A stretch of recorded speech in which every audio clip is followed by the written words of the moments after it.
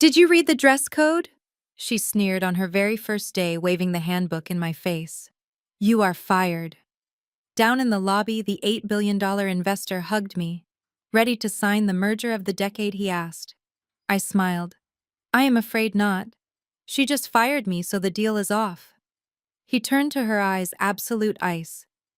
You did what? I am Kendra, 34 years old, and a senior strategy executive. I spent my entire career building an empire for people who viewed me as disposable. Before I continue, let me know where you are watching from in the comments below.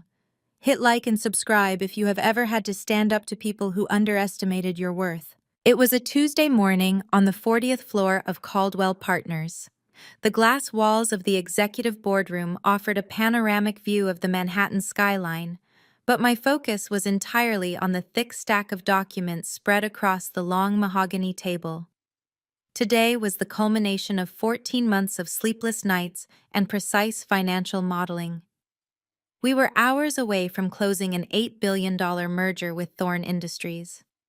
Maxwell Thorne, a self-made billionaire who notoriously despised corporate bureaucracy, was flying in specifically to sign the final papers with me. I was wearing a tailored cream pantsuit, a deliberate choice that projected both absolute confidence and approachability.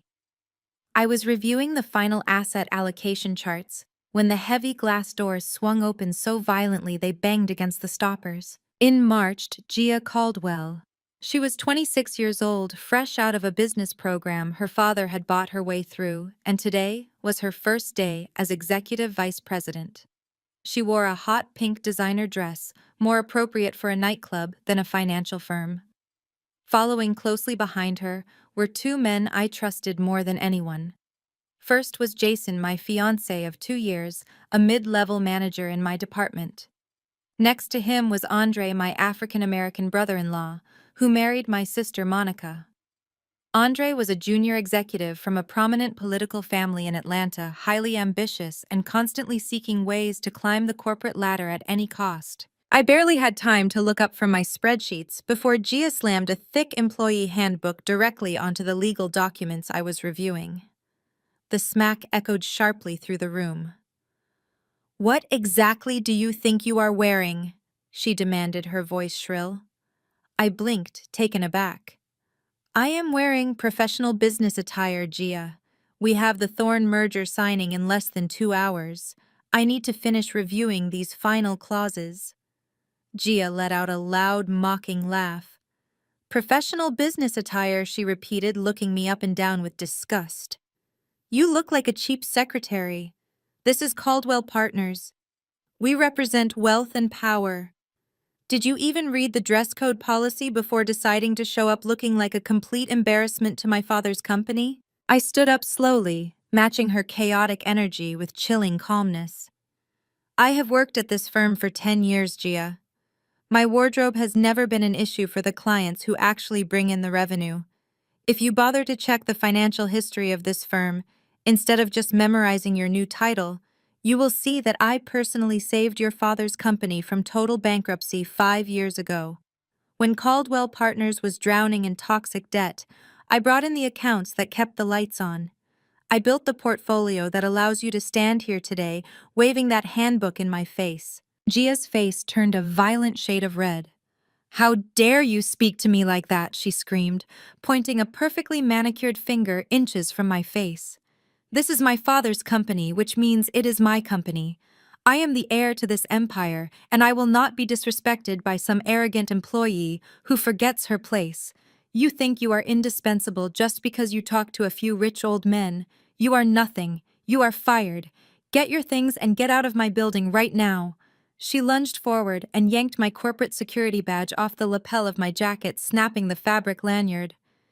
"I am stripping your access immediately," she announced, a triumphant smirk spreading across her face. "Let us see how important you really are when you are standing on the sidewalk with absolutely nothing." The sheer absurdity of being fired by a 26-year-old nepotism hire on the day of the biggest merger in corporate history was staggering, but the true heartbreak was not coming from Gia. I slowly turned my gaze away from her flushed face and looked toward the doorway. Jason and Andre stood there completely silent. I waited for them to step forward. I waited for Jason, the man who promised to spend his life protecting me, to tell this spoiled child that she was making a massive mistake. I waited for Andre family by marriage and someone I had personally mentored to speak reason. The silence in that boardroom was deafening. Neither moved a single inch. Jason actually looked away, studying the pattern on the carpet, as if it were the most fascinating thing he had ever seen. He shifted his weight nervously, taking a subtle step back to distance himself from my sinking ship. Andre just stood there, his posture completely rigid, his face carefully blank, calculating the political winds of the room. They were watching my career burn to the ground, and neither of them was willing to risk their own comfortable positions to hand me a fire extinguisher. I stared at them, the realization hitting me with the force of a physical blow. Then instead of intervening, Andre moved. He did not step forward to defend my decade of flawless service. He did not raise his voice to stop a completely baseless termination. Instead, my own brother-in-law smoothly crossed the carpeted floor and handed Gia a meticulously prepared iced coffee. He offered her a dazzling rehearsed smile. "Your order, Gia. Exactly how you like it," Andre said, his voice dripping with calculated charm.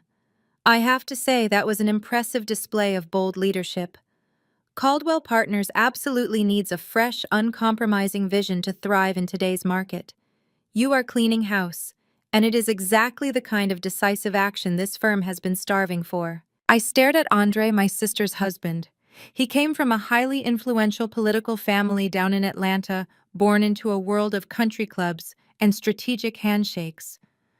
I always knew he was fiercely ambitious, but I never realized he was a snake. He turned his gaze toward me, and his eyes were completely devoid of empathy. He looked at me not as family, but as an obstacle he had just successfully bypassed.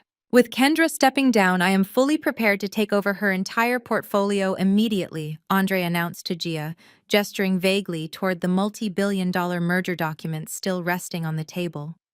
The Thorne Industries deal is highly sensitive. It requires a delicate touch. Frankly, our top-tier clients need a more socially adept representative anyway.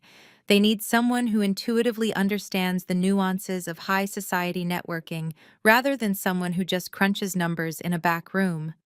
I can manage Maxwell Thorne and ensure this merger closes smoothly under your new leadership. The sheer audacity of his statement was almost suffocating. Andre had never even spoken to Maxwell Thorne. He had zero experience managing a portfolio of that magnitude. He was using my termination as a stepping stone, trading my livelihood for favor with the CEO's spoiled daughter. I turned my attention to Jason, my fiancé, the man who had placed a diamond ring on my finger 2 years ago. The man who shared my bed, my home, my life. Surely he would put an end to this circus. I caught his eye for a fraction of a second, pleading silently for him to speak up. Jason quickly averted his gaze. He looked down at his expensive Italian leather shoes I had bought for him as a promotion gift.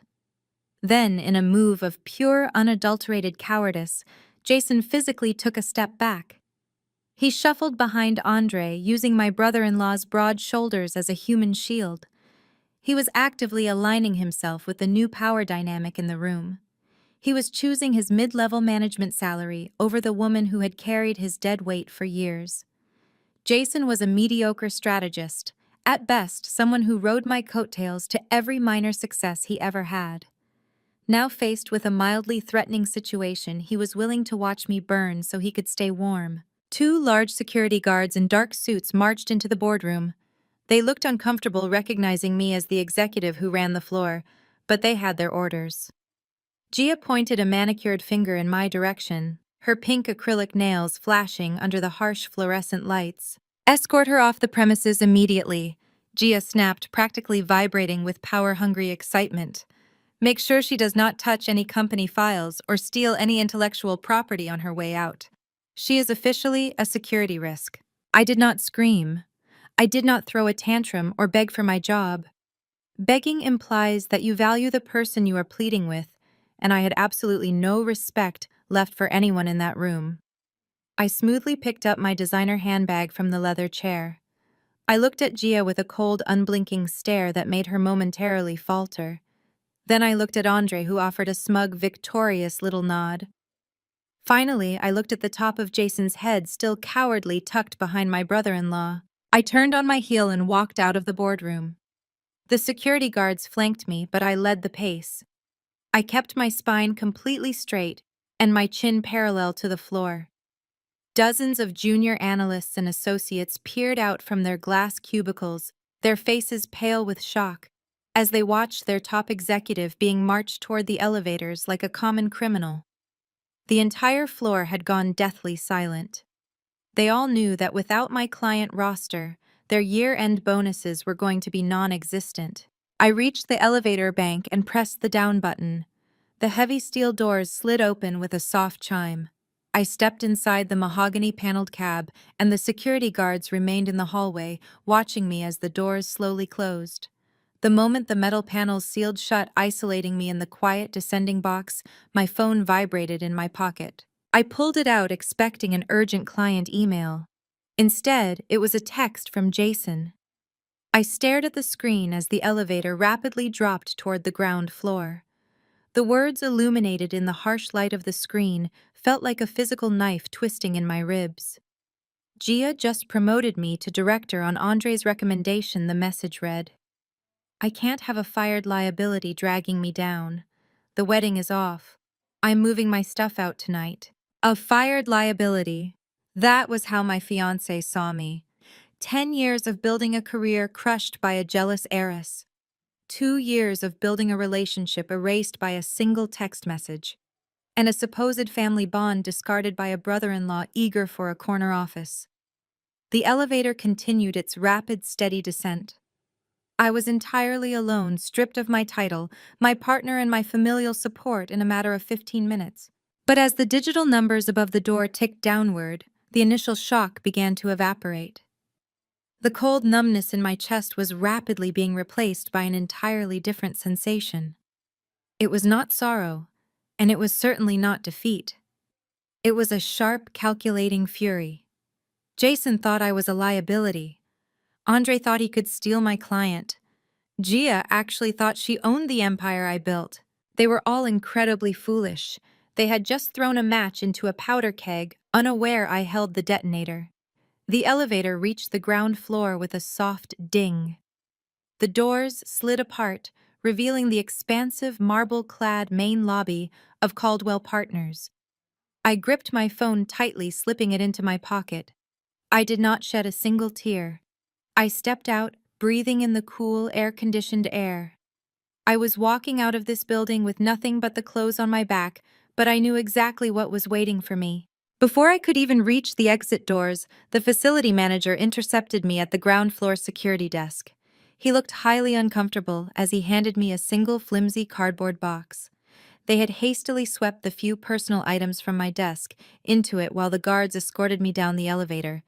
I looked inside the container.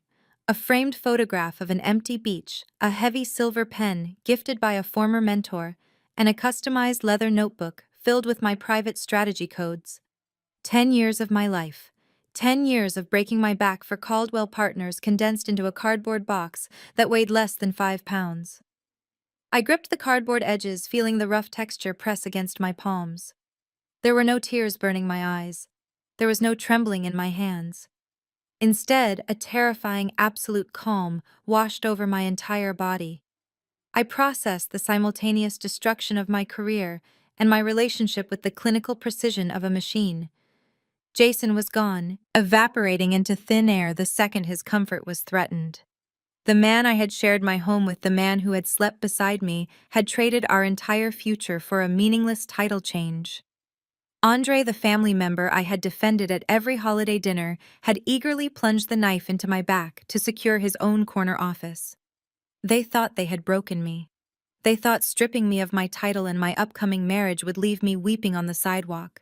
They vastly underestimated the woman they had just betrayed. I did not build my success by relying on the kindness of cowards. I built it by being the smartest, most ruthless person in any room I entered. The main lobby of Caldwell Partners was designed specifically to intimidate. It featured soaring 30-foot ceilings, highly polished Italian marble floors, and massive stone pillars that echoed with the sharp click of expensive shoes. Usually, I walked through this space with a phone pressed to my ear, dictating terms that moved millions of dollars across international borders. Today, I was standing near the security turnstiles, a discarded asset holding a cardboard box. A few passing employees caught my eye. They quickly looked away, dropping their gazes to their phones, or suddenly becoming very interested in the floor tiles. I could hear the hushed whispers echoing off the marble walls. Assistants and junior analysts were trading urgent text messages, watching my downfall like a live theater performance. The gossip was already spreading through the corporate messaging system like wildfire. The mighty Kendra had been ousted by the CEO's reckless daughter. I watched their nervous reactions, completely understanding their fear. In a corporate environment driven heavily by nepotism, loyalty was a dangerous and expensive commodity. I stood my ground near the towering glass walls of the entrance, breathing evenly, letting the cold reality of the moment sharpen my focus. I was not rushing out the door in shame. I wanted to feel every single second of this profound betrayal. I wanted it permanently imprinted in my memory, so I would never again make the mistake of trusting people who only valued my financial utility. Through the massive floor-to-ceiling windows, a fleet of black SUVs aggressively pulled up to the curb, disregarding the parking signs entirely. The heavily tinted doors swung open in perfect unison. A team of sharp-suited lawyers stepped out first, creating a protective perimeter on the sidewalk. Then from the lead vehicle emerged Maxwell Thorne. The self-made billionaire was a truly imposing figure. At 60 years old, he possessed a relentless, commanding energy that demanded absolute submission from anyone attempting to do business with him. He wore a perfectly tailored charcoal suit, his silver hair swept back, his eyes scanning the building with the predatory gaze of a man who owned entire industries. He was the founder of Thorne Industries, the $8 billion client I had spent the last 14 months carefully courting, advising, and securing. He was a man who had built his empire from dirt, rising through sheer grit and unmatched intelligence. He was notoriously difficult to please, infamous for walking out of boardrooms if he felt his time was being wasted for even a fraction of a second. He despised corporate politics, despised unearned wealth, and completely despised nepotism. Maxwell Thorne respected one thing only, and that was undeniable results. And I was the only person in this entire building who had consistently delivered those results to him. The heavy glass revolving doors spun rapidly as his entourage moved into the lobby, the collective sound of their confident footsteps drowning out the ambient noise of the building. Positioned aggressively near the center of the lobby, completely blocking the path to the private executive elevators, was the newly formed power trio. Gia Caldwell stood at the forefront, vibrating with a desperate manic energy. She had hastily smoothed down her hot pink designer dress, attempting to project a hollow imitation of corporate authority. Directly behind her left shoulder stood Andre, tightly gripping a thick leather binder containing the merger documents I had meticulously drafted over thousands of hours. He adjusted his silk tie, his chest puffed out completely, ready to charm the billionaire with his polished Southern pedigree. Tucked securely behind Andre's right shoulder was Jason, looking exceptionally sweaty and pale, completely out of his depth, but painfully eager to claim the elevated status of a director. They were practically vibrating with anticipation, ready to bow down and kiss the ring of the man holding an $8 billion check. They honestly believed they could simply step into my shoes, smile brightly, and close the most complex financial merger of the decade without doing any of the actual work. They looked like amateur actors playing dress-up in a high-stakes world they did not remotely understand. I remained standing perfectly still near the security desk, my cardboard box held loosely against my hip. I watched Gia practice her winning artificial smile. I watched Andre straighten his expensive cuffs. I watched Jason wipe his sweaty palms on his trousers. The scene was perfectly set. The trap they had built for me was about to snap shut on their own necks.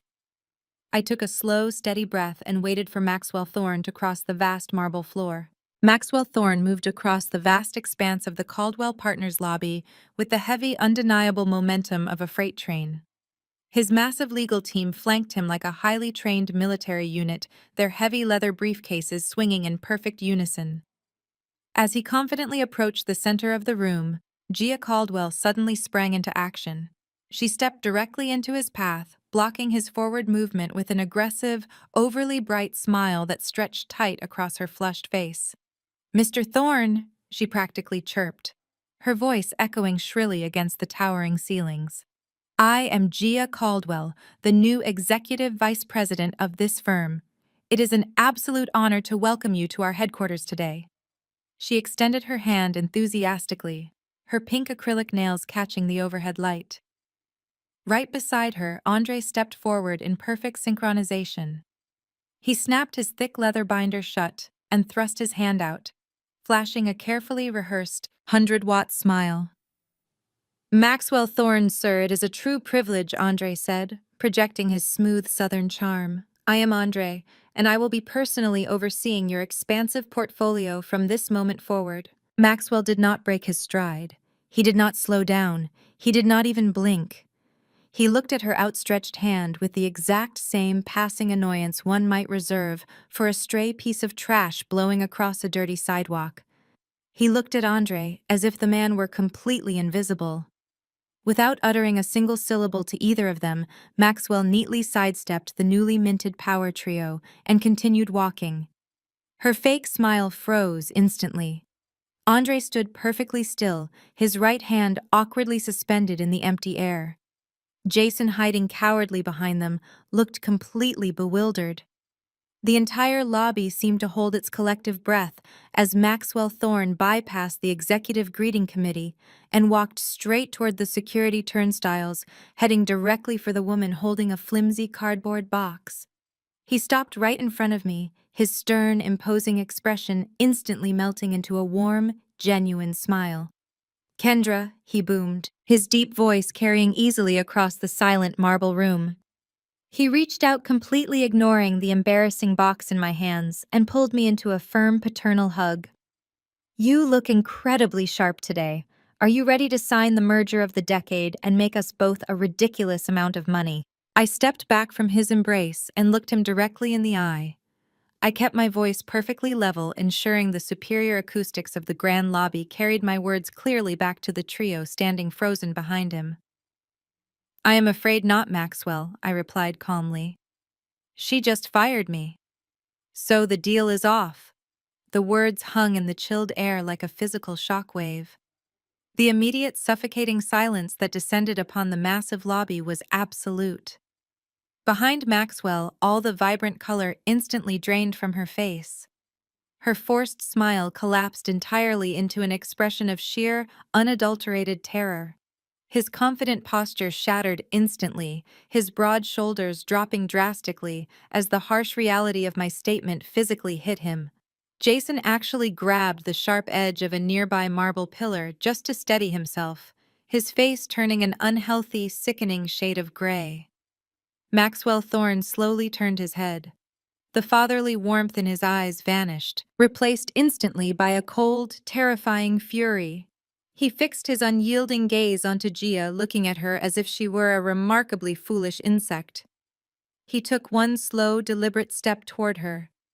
"You did what he demanded," his voice dropping to a low, dangerous register that promised absolute destruction. Gia physically recoiled, stammering uncontrollably as she desperately tried to formulate a coherent sentence. "Well, I mean, there was a strict policy violation," she stuttered, her voice trembling violently. "She was insubordinate, Mr. Thorne, and my father entrusted me to clean up the toxic corporate culture here. It was a necessary structural change for the firm. But please do not worry, sir. The massive deal is completely secure." In her blind panic, she rapidly reached out and grabbed Andre by the arm, shoving him forcefully into the tense space between herself and the furious billionaire. "Andre will be taking over your massive account immediately," she gasped, practically hiding behind his frame.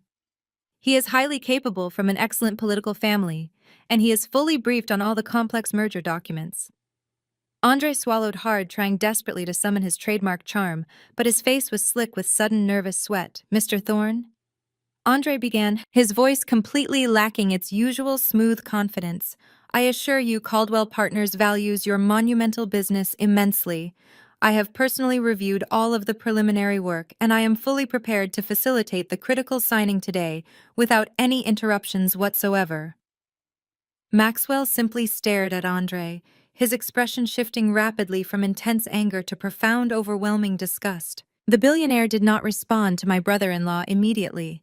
He just stared at the thick leather binder Andre was holding, the very binder containing my original work, my customized strategy, and my absolute dedication.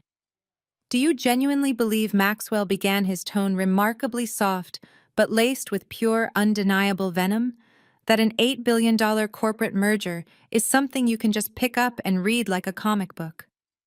You think because you flipped through some printed pages, you understand the complex financial intricacies I spent a rigorous year developing exclusively with Kendra. Andre opened his mouth to speak, but Maxwell brutally cut him off with a sharp, dismissive wave of his heavy hand. Do not insult my intelligence, boy. I do not do any business with Caldwell Partners. I do business with Kendra. You are literally nothing but an empty suit playing pretend in a dangerous high-stakes world. Jason took another pathetic step backward, desperately pressing his back against the cold marble pillar to remain completely unnoticed. Gia let out a tiny squeak. I just watched them crumble entirely. Hand me that binder, Maxwell ordered, his deep voice echoing sharply off the cold marble walls. Andre hesitated for a fraction of a second, his polished southern facade completely dissolving into raw panic. He looked at Gia for permission, but she was entirely paralyzed by fear, her eyes wide and staring blankly at the furious billionaire. Give it to me right now before I buy this entire building just to legally throw you out the front door, Maxwell commanded. Andre practically shoved the heavy leather binder into Maxwell's outstretched hand, his fingers trembling. The billionaire snatched it away, his jaw set in a rigid line of absolute contempt. He opened the thick leather cover, glancing briefly at the top page where my signature was required. He let out a harsh, humorless laugh that sent a visible shiver down Gia's spine. You actually thought you could just swap names on a piece of paper and inherit an empire, Maxwell said softly. He gripped the thick stack of premium documents with both of his massive hands. With a sudden violent motion, Maxwell Thorne ripped the multi-billion-dollar contract right down the middle. The sound of the thick, expensive parchment tearing echoed through the silent lobby like a gunshot. Gia let out a loud gasp, her hands flying up to cover her mouth. Andre physically recoiled as if he had been struck across the face. Jason remained plastered against the stone pillar, his eyes bulging in absolute horror. Maxwell did not stop there. He stacked the torn halves together and ripped them again, reducing months of meticulous legal work and financial strategy to completely useless confetti. He tossed the shredded pieces of paper directly onto the polished floor at Gia's feet. The pages scattered across the marble, a stark visual representation of her ruined career before it had even officially begun. Hear me very clearly. Maxwell projected his voice, ensuring that every single employee, security guard, and passing executive in the expansive lobby heard his exact words. Caldwell Partners is nothing but a sinking ship. It is a pathetic, rotting structure built entirely on nepotism, arrogance, and profound incompetence. You people operate under the delusion that your family name carries weight in the real world. Let me educate you right now. Your name is absolutely worthless. The only reason my capital was ever going to flow into this mediocre firm was because of Kendra. She was the singular asset you possessed. She was the only person in this entire building with the intellect, the drive, and the strategic vision necessary to handle Thorne Industries. And in your infinite, blinding stupidity, you just threw her out on the street over a dress code. The entire lobby remained completely frozen. Dozens of employees who had stopped to watch my exit were now witnessing the total annihilation of their company's future. The silence was so absolute you could hear the soft flutter of the torn contract pieces settling on the floor. Gia was trembling violently, tears of pure humiliation threatening to spill over her heavily applied makeup. She tried to speak, to offer some kind of desperate apology or justification, but no words came out. Her throat worked uselessly. Andre stared at the shredded paper on the floor, his grand political ambitions and dreams of a corner office completely destroyed in less than 3 minutes. The reality of his colossal mistake was crashing down on him. He had attached his cart to a dying horse. Jason looked physically ill, realizing his new director title was tied to a company that just lost its biggest lifeline. Maxwell turned his back on the ruined executives, dismissing them entirely from his reality. He looked over at his lead attorney, a tall woman holding a sleek metal briefcase. "We are done here," Maxwell stated firmly. "Call the board of directors. Inform them that Thorn Industries is officially withdrawing all offers, and let them know exactly why." The legal team nodded in perfect unison, turning on their heels to head back toward the exit doors. They moved with absolute efficiency, leaving the chaos behind them. Maxwell then turned his attention back to me. His expression softened instantly, returning to the warm, respectful demeanor he always showed me. He looked at the flimsy cardboard box in my hands and let out a gentle sigh. "Allow me to escort you out of this miserable place, Kendra," he said softly. He formally offered me his arm, his tailored suit sleeve presenting a stark contrast to the chaotic destruction he had just unleashed behind him. I shifted my cardboard box slightly to balance it against my hip and placed my free hand resting gently on his forearm. "Thank you, Maxwell," I replied, my voice steady and clear. Together we walked slowly across the grand lobby. We did not rush. We moved with the calm, measured pace of people who had just won a war without taking a single casualty. I kept my head held high, looking straight ahead at the revolving glass doors and the bright city sunlight pouring through them. I did not look back at the people who had betrayed me. Behind us, the scene was one of complete and utter devastation. Gia Caldwell was softly sobbing, entirely humiliated in front of her entire staff on her very first day as an executive. Andre was frantically dialing his phone, desperately trying to call his wealthy parents to figure out how to salvage his ruined reputation in the financial sector.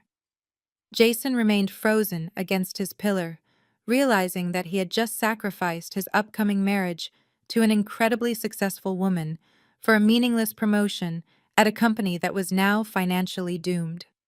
They were trapped in the toxic wasteland they had created for themselves, surrounded by the glaring eyes of the employees they had just doomed. The security guards practically rushed to open the heavy doors for us. I stepped into the warm city air, completely free and ready for what is next. The heavy glass doors closed behind us, cutting off the suffocating atmosphere of Caldwell Partners. A sleek black Maybach was idling at the curb, its rear door already held open by a uniformed driver. Maxwell guided me toward the vehicle with a reassuring hand on my shoulder. I slid onto the plush leather seat, resting my cardboard box on the floorboard. As the heavy door shut, sealing us in absolute quiet, absolute chaos was erupting exactly 40 floors above us. Inside the corner office of the executive suite, Richard Caldwell, the CEO, and Gia's father was staring at his ringing phone in sheer disbelief. Word of the shredded contract had reached the boardroom before Gia even made it back to the elevators. The firm's stock was already experiencing pre-market turbulence just from the leaked rumors of Thorne's exit. Richard slammed his fist onto his desk just as Gia, Andre, and Jason stumbled into his office. Gia was hyperventilating, her carefully applied makeup ruined by streaks of mascara. Before her father could even demand an explanation, she launched into a desperate, frantic defense.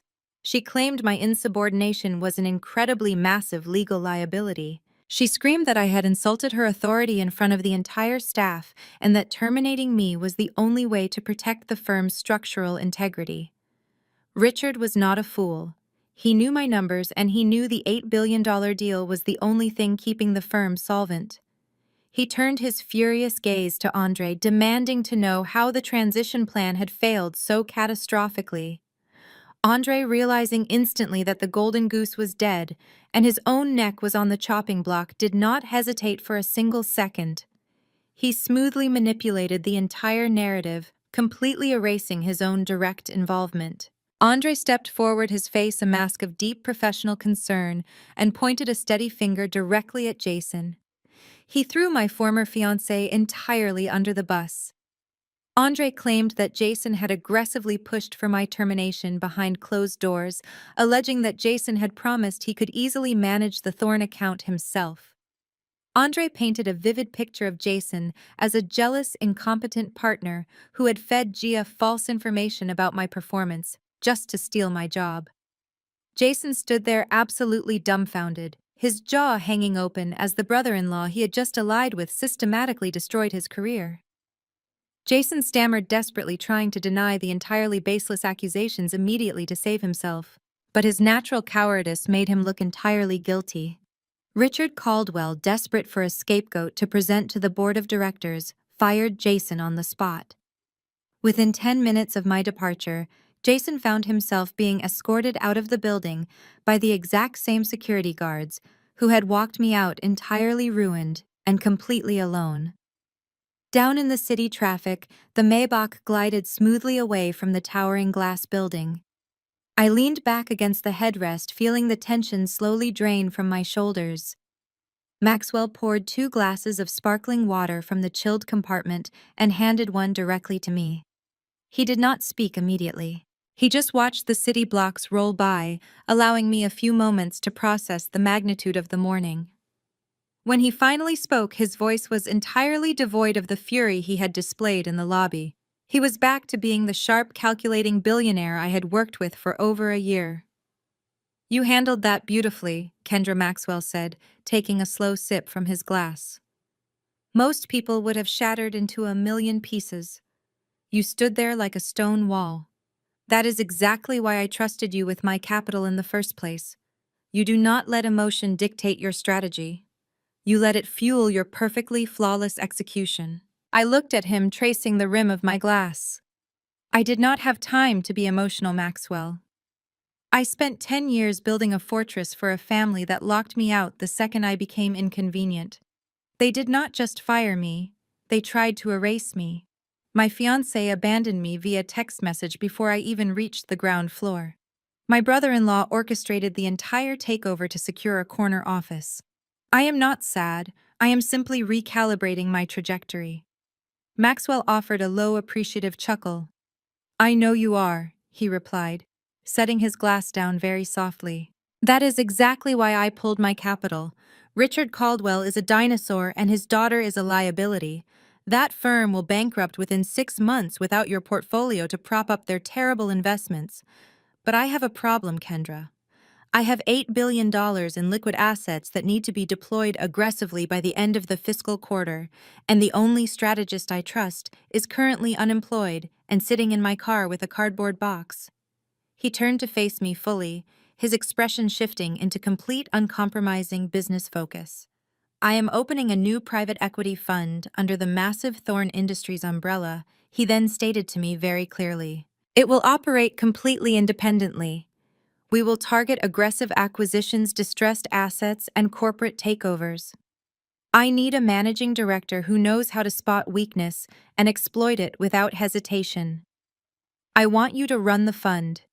You will have full autonomy, unlimited resources, and an initial compensation package that triples whatever miserable salary Caldwell was paying you, plus a 20% cut of the carried interest on every single deal you close." I stared at him, my mind rapidly calculating the sheer scale of the power he was handing me. This was not just a job offer. This was a fully funded weapon. This was the exact capital I needed. I needed to launch a silent, devastating financial war against every single person who had betrayed me.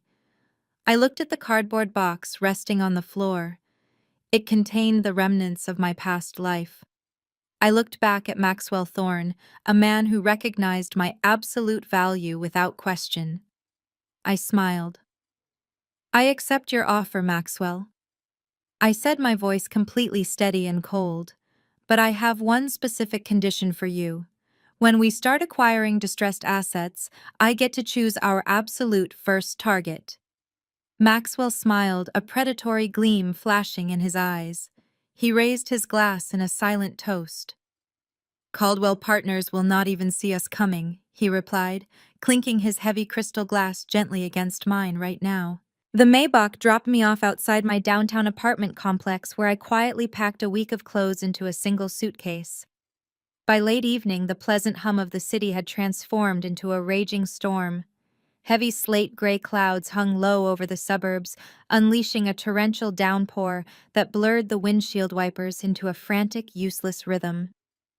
I gripped the steering wheel of my sedan, my knuckles turning white as I navigated the flooded streets. My mind was still reeling from the devastating text message Jason had sent earlier that afternoon.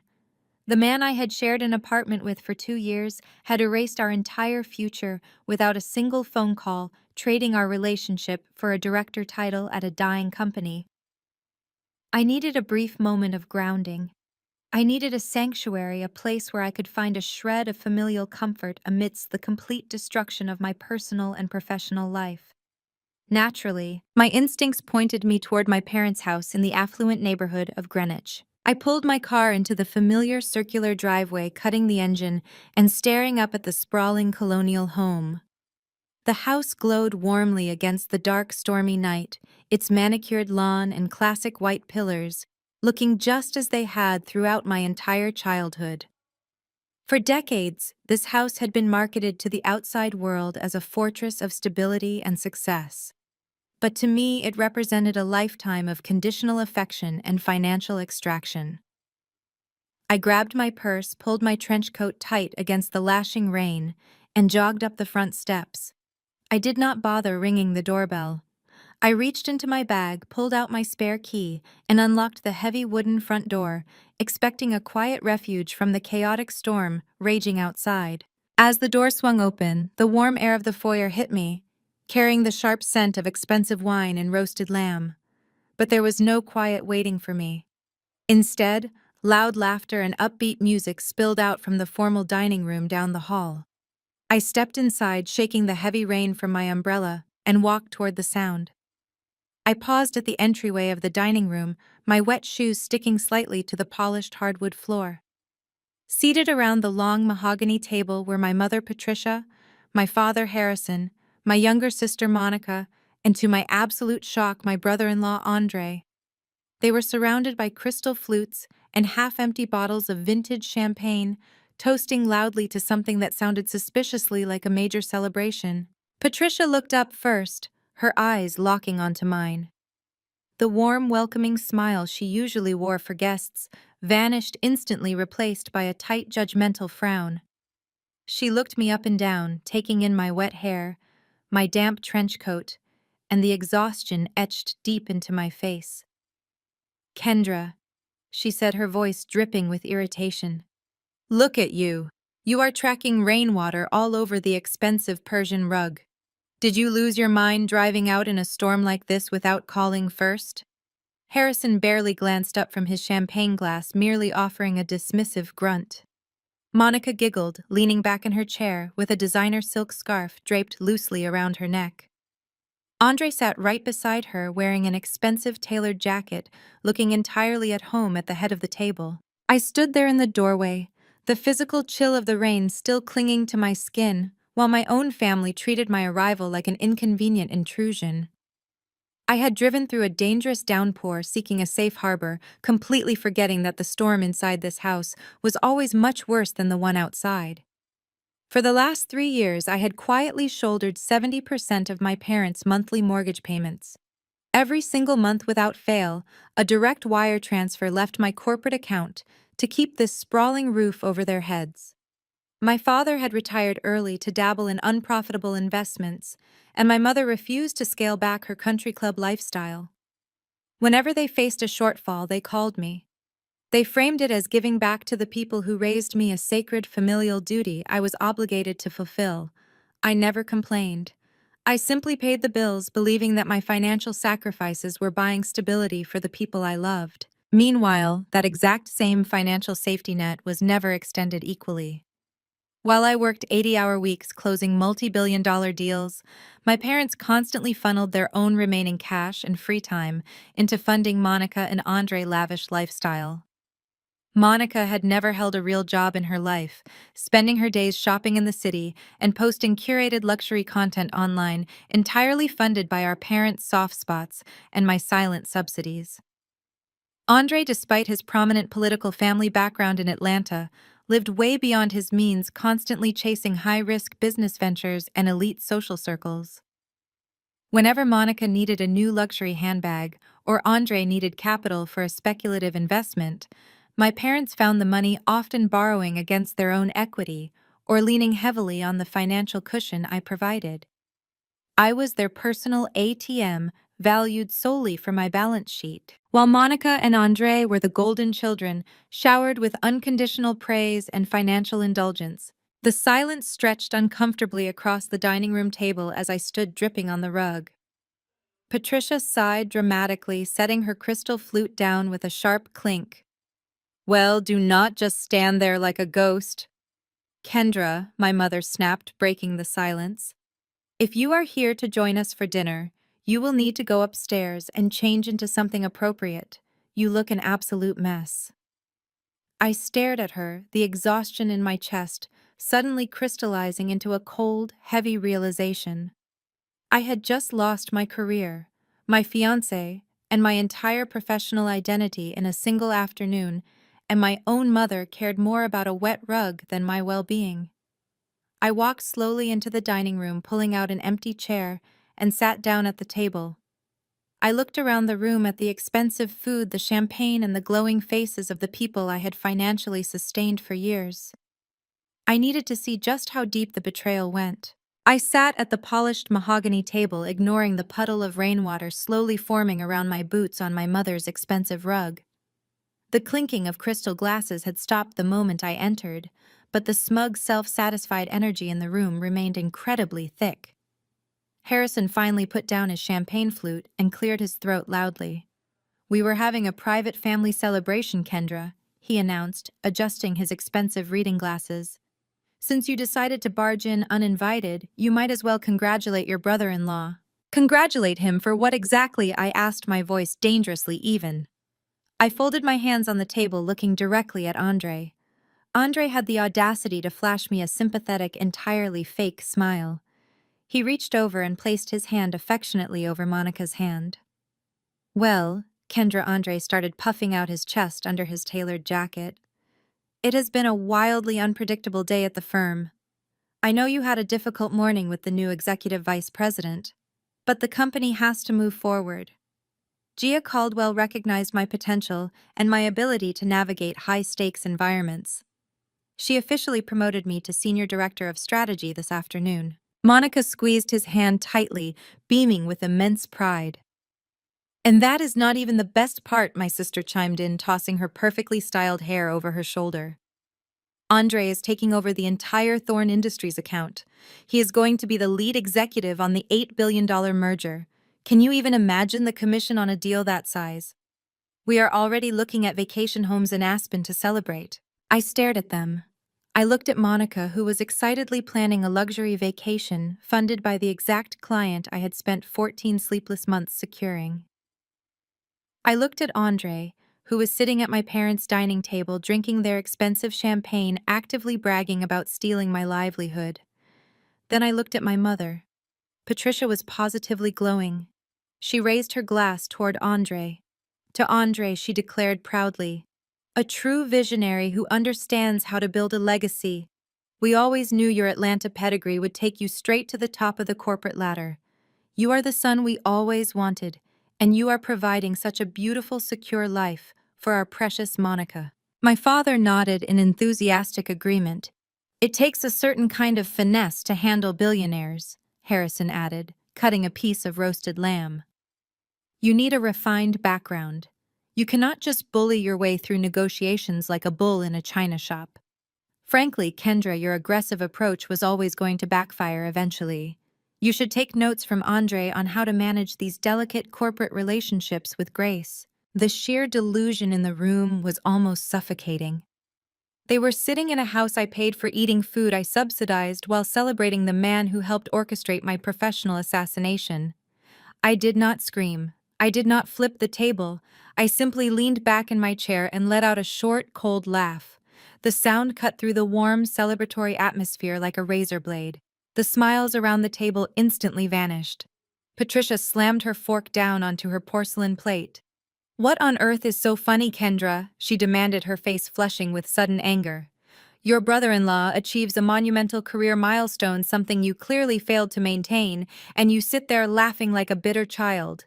Have you absolutely no shame?" "I am not laughing out of bitterness, Mother," I replied, my voice dropping to a low carrying register.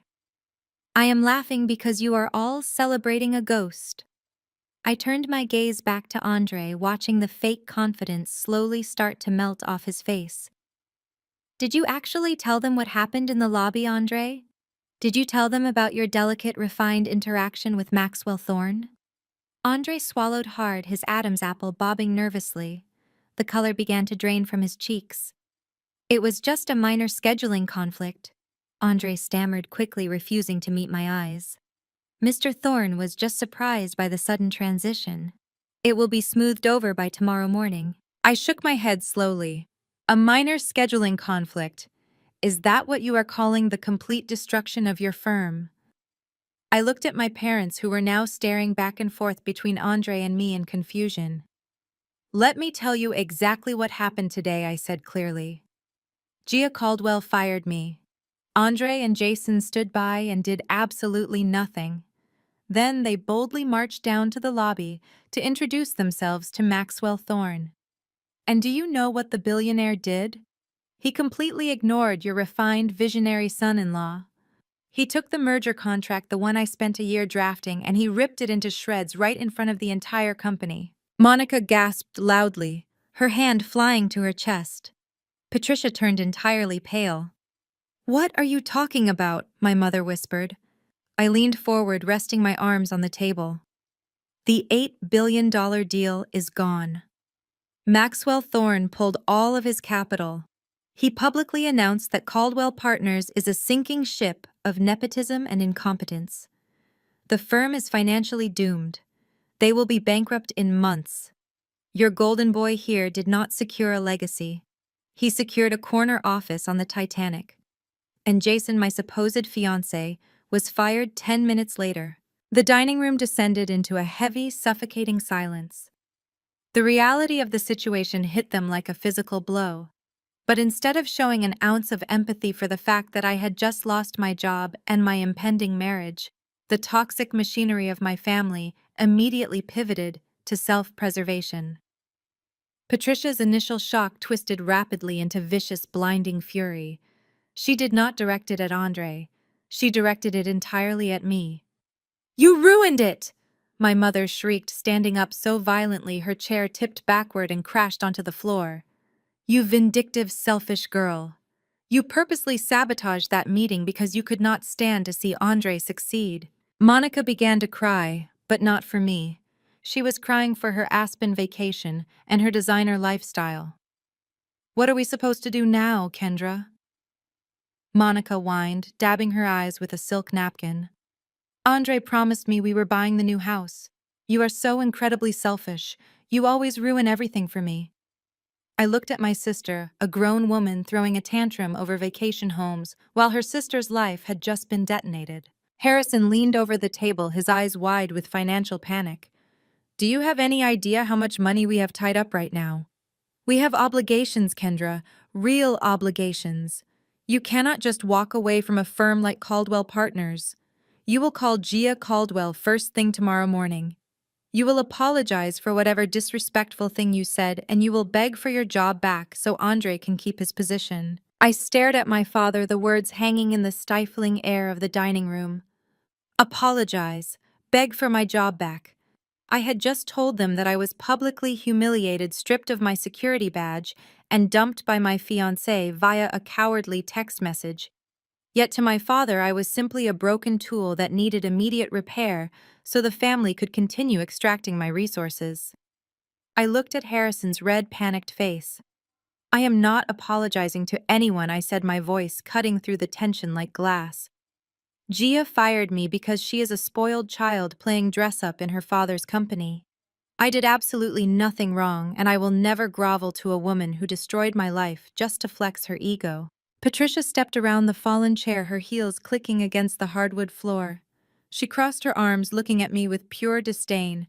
You have always been entirely too rigid. Kendra, my mother spat, her voice shaking with rage. You walk into boardrooms thinking you are the smartest person alive. You completely lack grace and social finesse. You offended the CEO's daughter on her first day because you refused to play the game. You brought this entire disaster upon yourself, and now you are punishing us for your abrasive personality. I stood up slowly, pushing my chair back. My damp clothes clung uncomfortably to my skin, but I felt nothing but white-hot clarity. I am rigid because I have to carry the weight of this entire family, I shot back. Who do you think pays for this dining room? Who do you think pays the mortgage on this house? My abrasive personality, working 80 hours a week, keeps you in champagne and roasted lamb. Do not dare throw your money in our faces, Patricia shrieked, pointing a trembling finger at me. Money is just money. It does not buy class, and it certainly does not buy a legacy. She gestured wildly toward Andre, who sat quietly letting my parents fight his battles. Andre is the future of this family, Kendra. Look at him. He comes from one of the most powerful political lineages in Atlanta. His family name opens doors that your little spreadsheets could never pry apart. He has the pedigree, the charm, and the vision to elevate our status in society. You are just a worker bee. You were meant to build the foundation so Andre and Monica could enjoy the view. Instead, you selfishly tore the whole building down because your massive ego could not handle taking orders from a Caldwell. The sheer delusion was staggering. My mother honestly believed Andre's empty political connections were more valuable than tangible capital. She willingly sacrificed her daughter to protect a son-in-law who was a catastrophic failure. I looked at Andre. He refused to meet my gaze, intensely studying his empty plate. He was perfectly content to let my parents verbally crucify me, as long as it kept the spotlight off his monumental blunder in the lobby. Harrison slammed his fist on the table, making the glasses rattle violently. Enough of this absolute nonsense, my father barked, his face turning a dangerous shade of purple. We do not have time for your pride, Kendra. We have real-world problems right now. Monica and Andre have a lifestyle to maintain, and Jason will be ruined if he does not get his position back. You are going to fix this. You are going to pick up your phone right now. You are going to call Gia Caldwell, and you are going to beg on your hands and knees if you have to. I looked at my father, studying the frantic, desperate look in his eyes. There was something else there, something darker than just losing his favorite son-in-law's imaginary promotion. He looked like a man standing on the edge of a financial cliff, terrified of the impending drop. You want me to beg for Jason? I asked, my tone deadly quiet. The man who texted me to cancel our wedding because I was a liability to his career. You want me to beg for Andre, the man who actively tried to steal my $8 billion client while my security badge was still warm. They are your family! Harrison roared, completely ignoring the horrific betrayal I had just outlined. You have an obligation to us. You do not get to just walk away and let the rest of us drown. You will call the firm tomorrow morning. You will apologize to Gia, smooth things over with Maxwell Thorne, and restore Andre and Jason to their positions. If you must take a pay cut to make it happen, you will do it.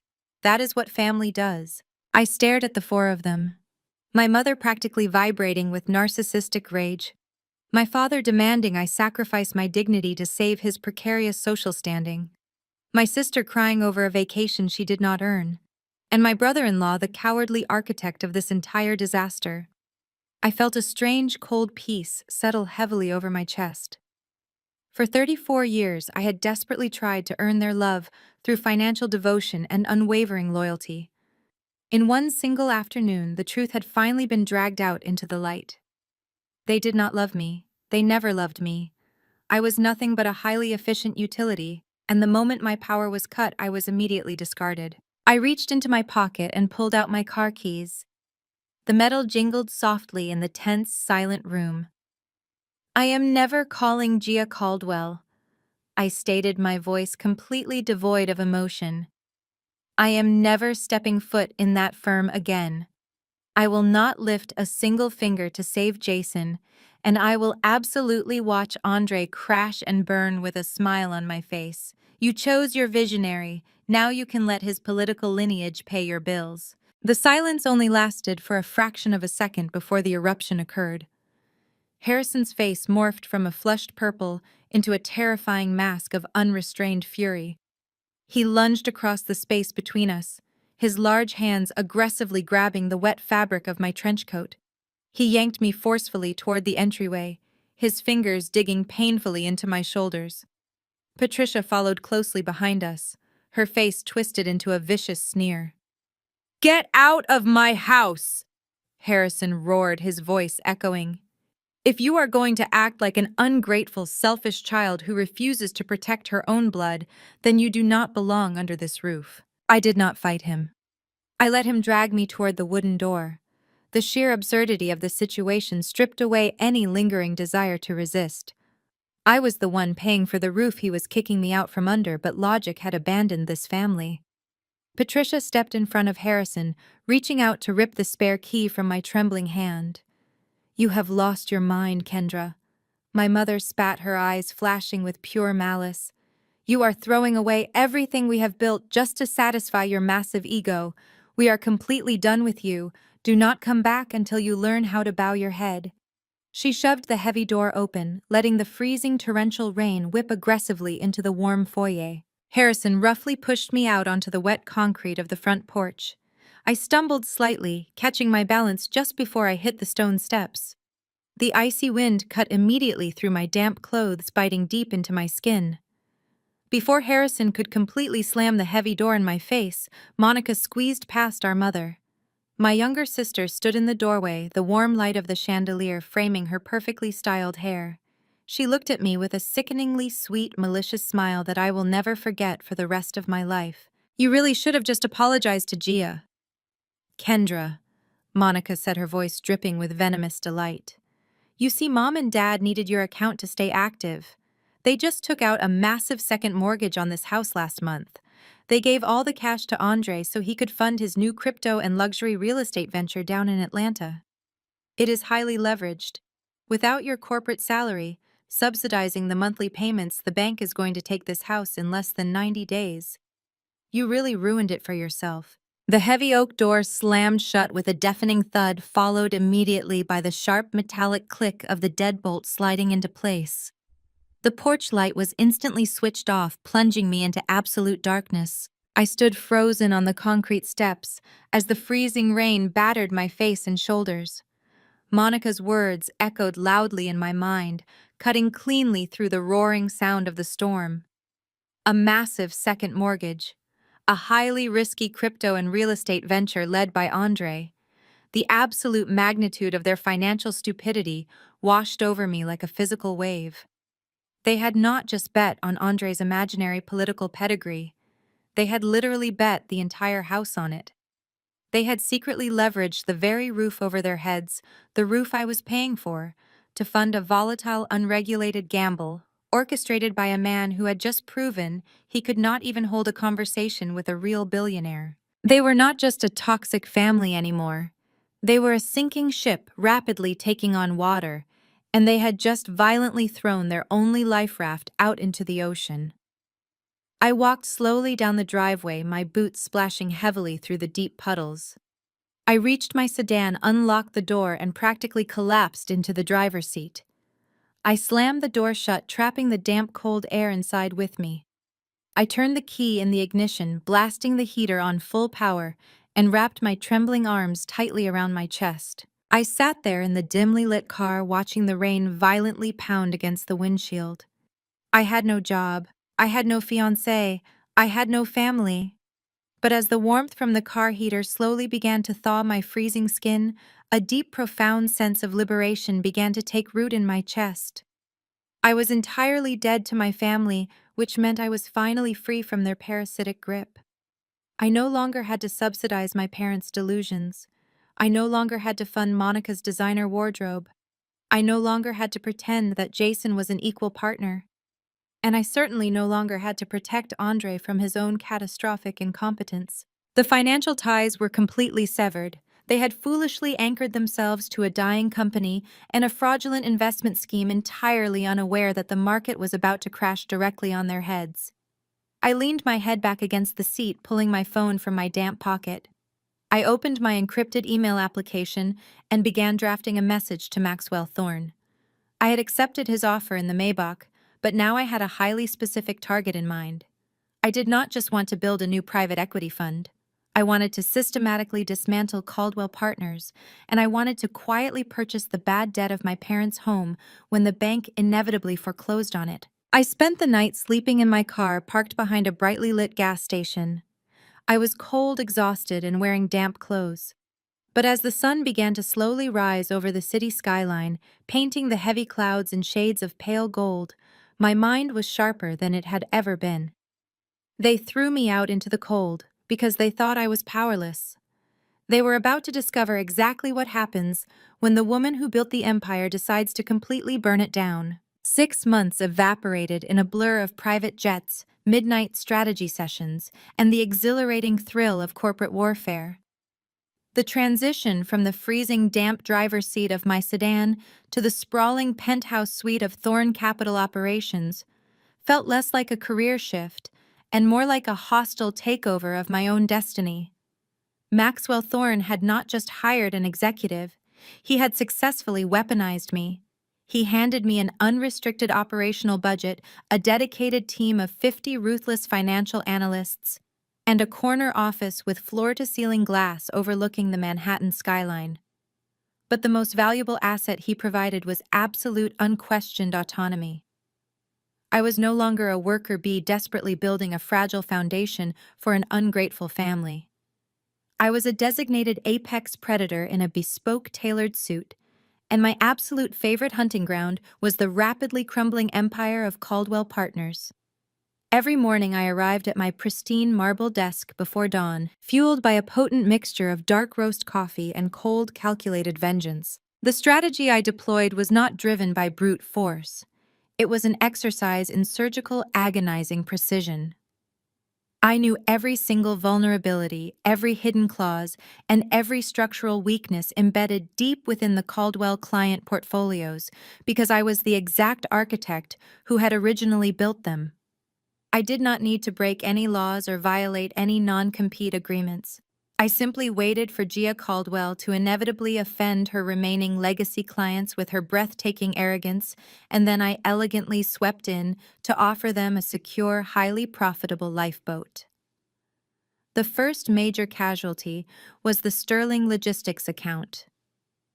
Gia had boldly attempted to force their aging board of directors into a highly aggressive tech acquisition they explicitly did not want.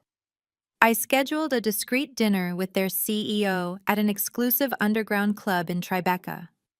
By the time the dessert and check arrived, I had legally transferred their entire $400 million asset management portfolio over to Thorne Capital. That initial victory triggered a catastrophic avalanche for my former employer. Over the next several weeks, my days became a rapid-fire sequence of high-stakes business maneuvers. I poached the Horizon Healthcare merger right out from under Jason's nose, strategically leveraging his well-documented inability to comprehend complex regulatory compliance laws. I watched from the comfort of my leather chair as the business news networks broke the story of Horizon, pulling their capital citing a severe lack of confidence in Caldwell management. Next came the Vanguard Tech Initiative. Andre had somehow convinced Gia to let him lead the quarterly presentation for Vanguard, operating under the severe delusion that his Southern political charm would compensate for his utter lack of financial literacy. According to my inside sources, Andre spent 45 minutes mispronouncing key industry terms and accidentally presented a slide deck containing severely outdated valuation metrics. I immediately capitalized on the sheer embarrassment, sending the Vanguard executives a personalized, flawless recovery strategy. They happily signed a massive contract with Thorne Capital the very next morning. I transformed the right wall of my office into a massive digital command center entirely dedicated to monitoring the real-time destruction of Caldwell Partners. It was a beautiful, mesmerizing display of corporate hemorrhage. Every single day, I watched their stock ticker blink aggressively in red. I watched their market capitalization plummet by hundreds of millions of dollars. The financial press, once entirely loyal to the prestigious Caldwell legacy, began publishing scathing expose articles about the toxic, erratic culture festering inside the firm. The headlines were a daily source of immense personal satisfaction. They detailed a severe mass exodus of senior talent, a terrifying liquidity crisis, and a complete systemic failure of executive leadership. The firm was actively bleeding out from 1,000 self-inflicted wounds, and I was the one quietly hiding all the bandages. The most poetic aspect of the entire collapse was that I barely had to lift a finger to destroy Gia and Andre. They were systematically destroying themselves. Gia's unchecked ego was a highly destructive wrecking ball swinging wildly through the remaining company morale. She fired experienced vice presidents for daring to disagree with her unhinged directives and replaced them with inexperienced sycophants who were too terrified to warn her about impending financial cliffs. She vehemently refused to admit she was losing control, continuously doubling down on terrible investments just to prove she was the smartest woman in the room. Meanwhile, Andre was operating as a highly efficient parasite. My former brother-in-law was aggressively draining Caldwell's remaining liquid capital to secretly cover his massive, staggering losses in the crypto market.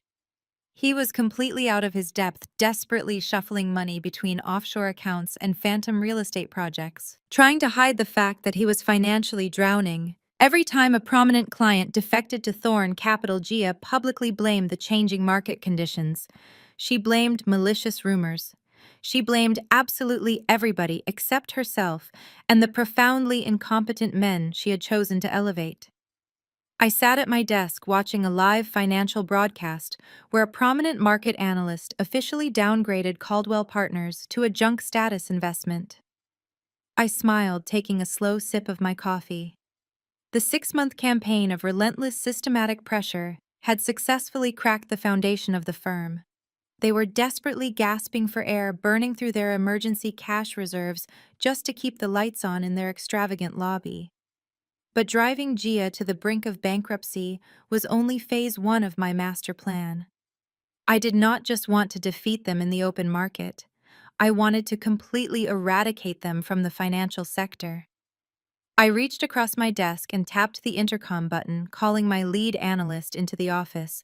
It was time to completely sever their final desperate lifeline, and I knew exactly where they were hiding it. My lead analyst, a sharp young woman named Elena, walked into my office holding a sleek silver tablet.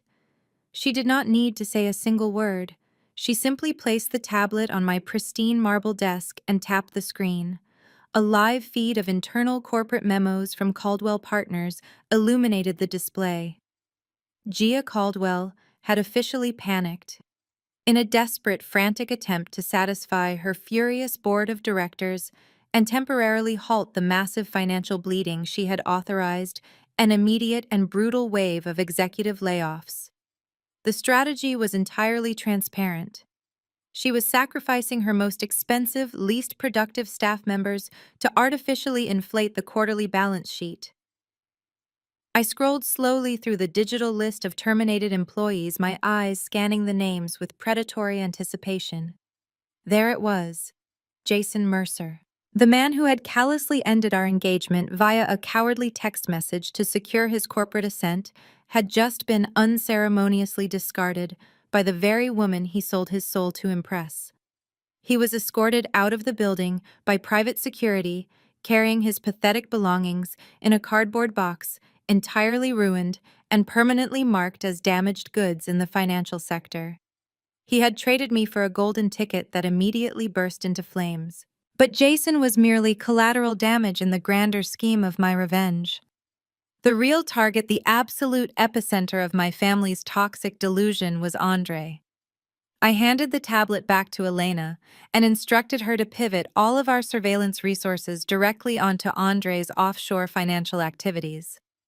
It did not take long for his fragile house of cards to violently collapse. For months, Andre had been aggressively funneling immense amounts of capital, including the massive cash injection from my parents' second mortgage, into a highly unregulated, decentralized finance network. He had heavily leveraged their family home to buy into a luxury real estate crypto token that promised guaranteed astronomical returns. It was the exact type of flashy, high-risk garbage that attracted arrogant men who desperately wanted to be wealthy without actually doing any of the rigorous analytical work. The catastrophic implosion happened on a Tuesday morning. The global cryptocurrency market experienced a severe sudden correction, sending highly leveraged digital assets plummeting into the abyss. But Andre's venture did not just lose value, it was completely eradicated. A joint task force of federal regulators and international financial authorities raided the corporate headquarters of the token developers. The entire operation was spectacularly exposed as a massive, elaborate, fraudulent scheme. The luxury real estate portfolio they claimed to own did not actually exist. The liquidity pools were entirely drained. The developers fled the country, leaving thousands of arrogant investors holding absolutely nothing. The digital ledgers froze, and within a span of 4 terrifying hours, every single dollar Andre had invested simply vanished into the digital ether. The financial shockwave tore through my former family with absolute devastation. The massive loan my parents had taken out against their sprawling colonial home was instantly vaporized. There was no safety net, no government bailout, and absolutely no way to legally recover the stolen funds. Andre, the visionary genius with the powerful Atlanta political lineage, was suddenly staring down the barrel of insurmountable debt and potential federal indictments. The millions of dollars he had aggressively gambled away were gone, and he had zero tangible assets left to liquidate. His bank accounts were immediately frozen by nervous creditors, and the heavy, crushing weight of reality finally crashed down upon his fabricated empire. The absolute destruction of their carefully curated lifestyle unfolded in a spectacular, highly public fashion. Monica, completely oblivious to the financial apocalypse detonating around her husband, was spending her afternoon at a high-end designer boutique on Fifth Avenue. I received the details later from a mutual acquaintance who had the distinct pleasure of witnessing the entire meltdown firsthand. Monica had casually approached the register with 3 exclusive leather handbags, entirely expecting her platinum credit card to smoothly facilitate the exorbitant transaction. The cashier swiped the card. It was instantly declined. Monica, acting with her usual entitled outrage, demanded they try it again, loudly blaming the boutique's machine for the humiliating error. She confidently produced a second card and then a third. Every single account flashed the exact same red error message: insufficient funds, account frozen. The facade of the wealthy, untouchable golden couple shattered completely right there on the polished marble floor of the boutique. The store manager discreetly asked her to step aside, effectively treating my spoiled sister like a common vagrant trying to run a retail scam. Monica desperately called Andre, screaming into her phone right in the middle of the luxury store, only to have his voicemail pick up because he was too busy dodging aggressive calls from his furious creditors. She fled the boutique in tears, leaving the handbags behind, completely stripped of her powerful social armor. In a matter of hours, their luxurious lifestyle imploded. The luxury car dealership arrived at their upscale apartment complex to legally repossess the imported sports car Andre had leased under false financial pretenses. The exclusive country club they belonged to immediately suspended their membership for failure to pay the exorbitant monthly dues. The endless stream of extravagant dinners, designer clothes, and curated social media posts came to a violent, screeching halt. They were no longer the elite socialites of Atlanta and New York. They were completely broke, heavily indebted frauds who had destroyed their own lives through sheer, unadulterated greed. I sat back in my leather chair, looking out over the sprawling city skyline as the rain began to lightly tap against the thick glass of my office window. The storm that had thrown me out onto the freezing street 6 months ago had finally circled back, and this time it was absolutely pouring directly onto the people who had locked the door. But the destruction was not quite finished. Monica and Andre were financially ruined, but my parents still had to face the terrifying consequences of their own narcissistic gamble. The certified letter arrived on a Thursday morning, delivered by a thoroughly disinterested postal worker who required a signature before handing over the heavy manila envelope. Harrison stood in the grand foyer of the Greenwich House, his hands trembling slightly as he stared at the return address, printed in stark black ink. It was the primary lending division of the National Bank, the exact institution that held the massive second mortgage he and Patricia had so arrogantly secured. He ripped the envelope open, his eyes scanning the dense legal jargon until they locked onto the only words that truly mattered. Notice of intent to foreclose. The grace period had entirely evaporated. The missed payments, which had previously been seamlessly covered by my automated wire transfers, had finally triggered the catastrophic default clause. They were officially 90 days delinquent, and the bank was legally initiating the process to seize the property. Harrison dropped the paperwork onto the polished mahogany table, the very same table where they had proudly toasted to my professional demise just 6 months earlier. The blood completely drained from his face. He called for Patricia, his voice cracking with unfiltered panic. When she read the notice, her initial reaction was not fear, but extreme, indignant denial. She insisted it was a clerical error, a simple misunderstanding that could easily be rectified with a single aggressive phone call to the branch manager. But the reality of their financial destitution was absolute. They had zero liquid assets. The crypto venture was exposed as a massive federal fraud, and they did not have a single dollar left to appease the bank. The colonial fortress they had used to project their elite social status was aggressively crumbling beneath their feet. In a frantic, desperate bid for survival, Harrison decided to deploy their final imagined safety net. He rushed into his study and dialed the private number for Andre's wealthy parents down in Atlanta. For years, Patricia had relentlessly bragged about this powerful political lineage, treating their southern in-laws like an infinite reservoir of prestige and capital. Harrison paced the Persian rug, clutching the phone to his ear, fully expecting a swift, generous bailout to protect the family name. The call was answered by Andre's father, a ruthless political operator who cared exclusively about optics and public perception. Harrison nervously explained the situation, stammering through a highly sanitized version of the crypto fraud and begging for a temporary bridge loan to save the Greenwich estate. The response he received was fiercely brutal and entirely devoid of empathy. Andre's father did not offer a single cent. Instead, he coldly informed Harrison that they were actively legally distancing themselves from Andre to protect their own political campaigns from the fallout of the federal investigation. They had officially cut their son off, disinherited him, and instructed their public relations team to frame him as a rogue, estranged relative. Furthermore, he explicitly warned Harrison never to contact their estate again, aggressively stating that the financial incompetence of his northern in-laws was not an Atlanta problem. The line went completely dead. The powerful lineage my parents had bet their entire home on had just violently slammed the door in their faces, leaving them entirely isolated in their massive sinking ship. The sheer panic in the house quickly mutated into explosive, unrestrained infighting. By late afternoon, Monica and Andre arrived at the Greenwich property with nothing but a few hastily packed suitcases. They had been formally evicted from their upscale apartment, their luxury vehicles repossessed, and their credit lines entirely frozen. The moment they stepped into the foyer, the toxic family dynamic violently turned inward. The unified front they had always maintained against me completely disintegrated. Monica, her face streaked with ruined designer makeup, turned fiercely on her husband. She screamed at Andre with a vicious, unhinged intensity, entirely blaming him for stripping away her luxury lifestyle.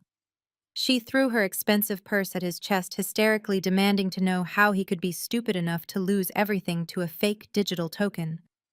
Andre, stripped of his fake confidence and tailored suits, yelled right back, blaming her endless shopping habits and her family's toxic pressure for pushing him into high-risk gambles. In the adjacent dining room, the screaming match between my parents was equally catastrophic. Patricia furiously attacked Harrison, her voice echoing loudly off the high ceilings. She viciously blamed him for being weak, for signing the second mortgage documents, and for trusting a man who clearly had no real business acumen. Harrison fired back, his face turning a dangerous shade of red, reminding her that it was her relentless obsession with country club status and her desperate need to impress the Atlanta in-laws that drove the decision in the first place. They were four deeply narcissistic people trapped in a foreclosed house, aggressively tearing each other apart because they had finally run out of victims to exploit. As the sun began to set, casting long, dark shadows across the grand foyer, a sudden, heavy realization washed over the exhausted group. The fighting abruptly stopped. They were entirely out of money, out of favors, and out of wealthy connections. In a moment of pure, terrifying clarity, Patricia looked at Harrison, her eyes wide with sudden desperation. They needed their utility back. They needed the silent ATM they had aggressively thrown out into the freezing rain 6 months prior. They needed me to fix the disaster they had created. Harrison grabbed his cellular phone with trembling hands and frantically scrolled through his contact list. He pulled up my name, hitting the call button, entirely expecting my familiar voicemail greeting. He expected to leave a demanding, guilt-ridden message ordering me to come home and fulfill my familial duties. He placed the phone on speaker so Patricia and Monica could hear, heavily anticipating the connection. Instead of my voice, they were met with a sterile, automated carrier message. The number you have dialed has been disconnected and is no longer in service. The automated voice repeated the brutal fact a second time before the line automatically dropped. The phone slipped from Harrison's hand, clattering loudly onto the hardwood floor. The silence in the room was absolute and entirely suffocating. I had not just ignored them, I had completely erased them from my existence. The realization finally hit them with the force of a physical blow. They were entirely alone, trapped in a house that no longer belonged to them, completely tethered to a sinking ship with absolutely no lifeboats remaining. While they sat suffocating in the dark reality of their own making, completely isolated from the wealthy connections they had worshipped, I was standing in the brightly lit conference room of Thorn Capital, finalizing the most critical transaction of my entire career. I did not operate with frantic desperation or emotional impulsivity. I operated with the cold, methodical precision of a highly trained surgeon excising a malignant tumor. 6 weeks prior, Maxwell Thorne and I had quietly established a completely anonymous holding company under the name Obsidian Financial Strategies. It was a phantom entity, a perfectly legal corporate ghost, backed entirely by an initial capital injection of $200 million from Maxwell's private equity reserves. The sole purpose of Obsidian Financial was to serve as my personal instrument of absolute conquest. I was not simply going to watch Caldwell Partners bleed out in the open market like a passive observer. I was going to systematically purchase the blood right out of their veins. By late October, the financial distress at Caldwell Partners had escalated from a severe liquidity crisis into a terminal death spiral. Gia Caldwell had exhausted every single traditional avenue of corporate salvation. Her remaining board members were in open revolt, actively seeking buyers for the firm's heavily depreciated assets. In a desperate bid to maintain operating capital during the summer, Caldwell Partners had previously issued massive amounts of high-yield corporate bonds. As the firm's credit rating plummeted to junk status, the value of that debt tanked completely. Institutional investors were frantically dumping the Caldwell bonds for pennies on the dollar, terrified of a total default. That was exactly when I deployed Obsidian Financial. Operating entirely in the shadows, I directed my team of aggressive analysts to sweep the secondary market. Over the course of 3 relentless weeks, we quietly purchased every single piece of Caldwell Partners' bad debt. We did not alert the financial press. We did not file public disclosures until the very last possible legal second. By the time Gia Caldwell realized there was a coordinated accumulation of her firm's liabilities, it was far too late. Obsidian Financial had successfully acquired 68% of the outstanding corporate debt. According to the strict covenants of the original bond agreements, a catastrophic default automatically converted that debt into controlling equity. Gia had missed her critical interest payment by a margin of 12 hours. In the blink of an eye, the legal conversion was officially executed. I was the absolute majority shareholder and the undisputed owner of Caldwell Partners. But acquiring the firm was only the professional half of my masterstroke. The personal vengeance required a completely different venue and a much quieter approach. While my elite legal team was aggressively finalizing the corporate takeover in Manhattan, I was personally attending a highly discreet foreclosure auction at the county courthouse in Connecticut. It was a bleak, heavily bureaucratic affair, held in a sterile municipal room, attended primarily by aggressive real estate speculators and local bank representatives. I sat quietly in the back row, wearing a tailored charcoal suit and oversized sunglasses, remaining entirely unrecognized by the local investors. When the Greenwich property was finally brought up to the auction block, the starting bid was set exactly at the staggering remaining balance of the defaulted second mortgage. It was an astronomical number for a single residential property, completely scaring off the local flippers who were strictly looking for cheap assets. The auctioneer called the starting figure, his monotone voice echoing loudly across the empty rows of wooden benches. Absolute silence filled the room. No one raised a paddle or even whispered an offer.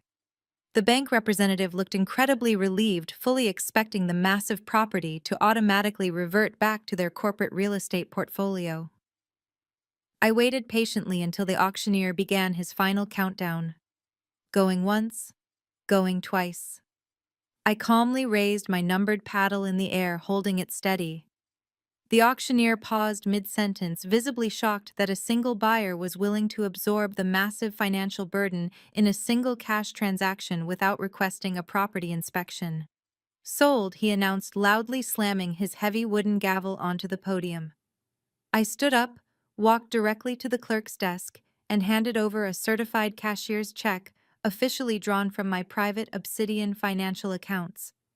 The paperwork was swiftly processed, signed, and stamped with the heavy county seal. I folded the deed into my leather briefcase and walked out into the crisp autumn air. I climbed into the back of my waiting town car and instructed the driver to take me back to the city. I placed the briefcase on the leather seat next to me and finally let out a long, slow breath. The sheer magnitude of what I had accomplished over the last 7 days settled heavily into my chest, replacing the lingering coldness of my family's betrayal with a burning, undeniable power. I opened the briefcase and looked at the two distinct stacks of legal documents resting inside. On the left side was the controlling equity transfer of Caldwell Partners signed and certified by the Federal Regulatory Commission. On the right side was the absolute deed to the sprawling colonial estate in Greenwich, legally transferred directly into my name. In less than a single week, I had completely rewritten the entire power dynamic of my existence.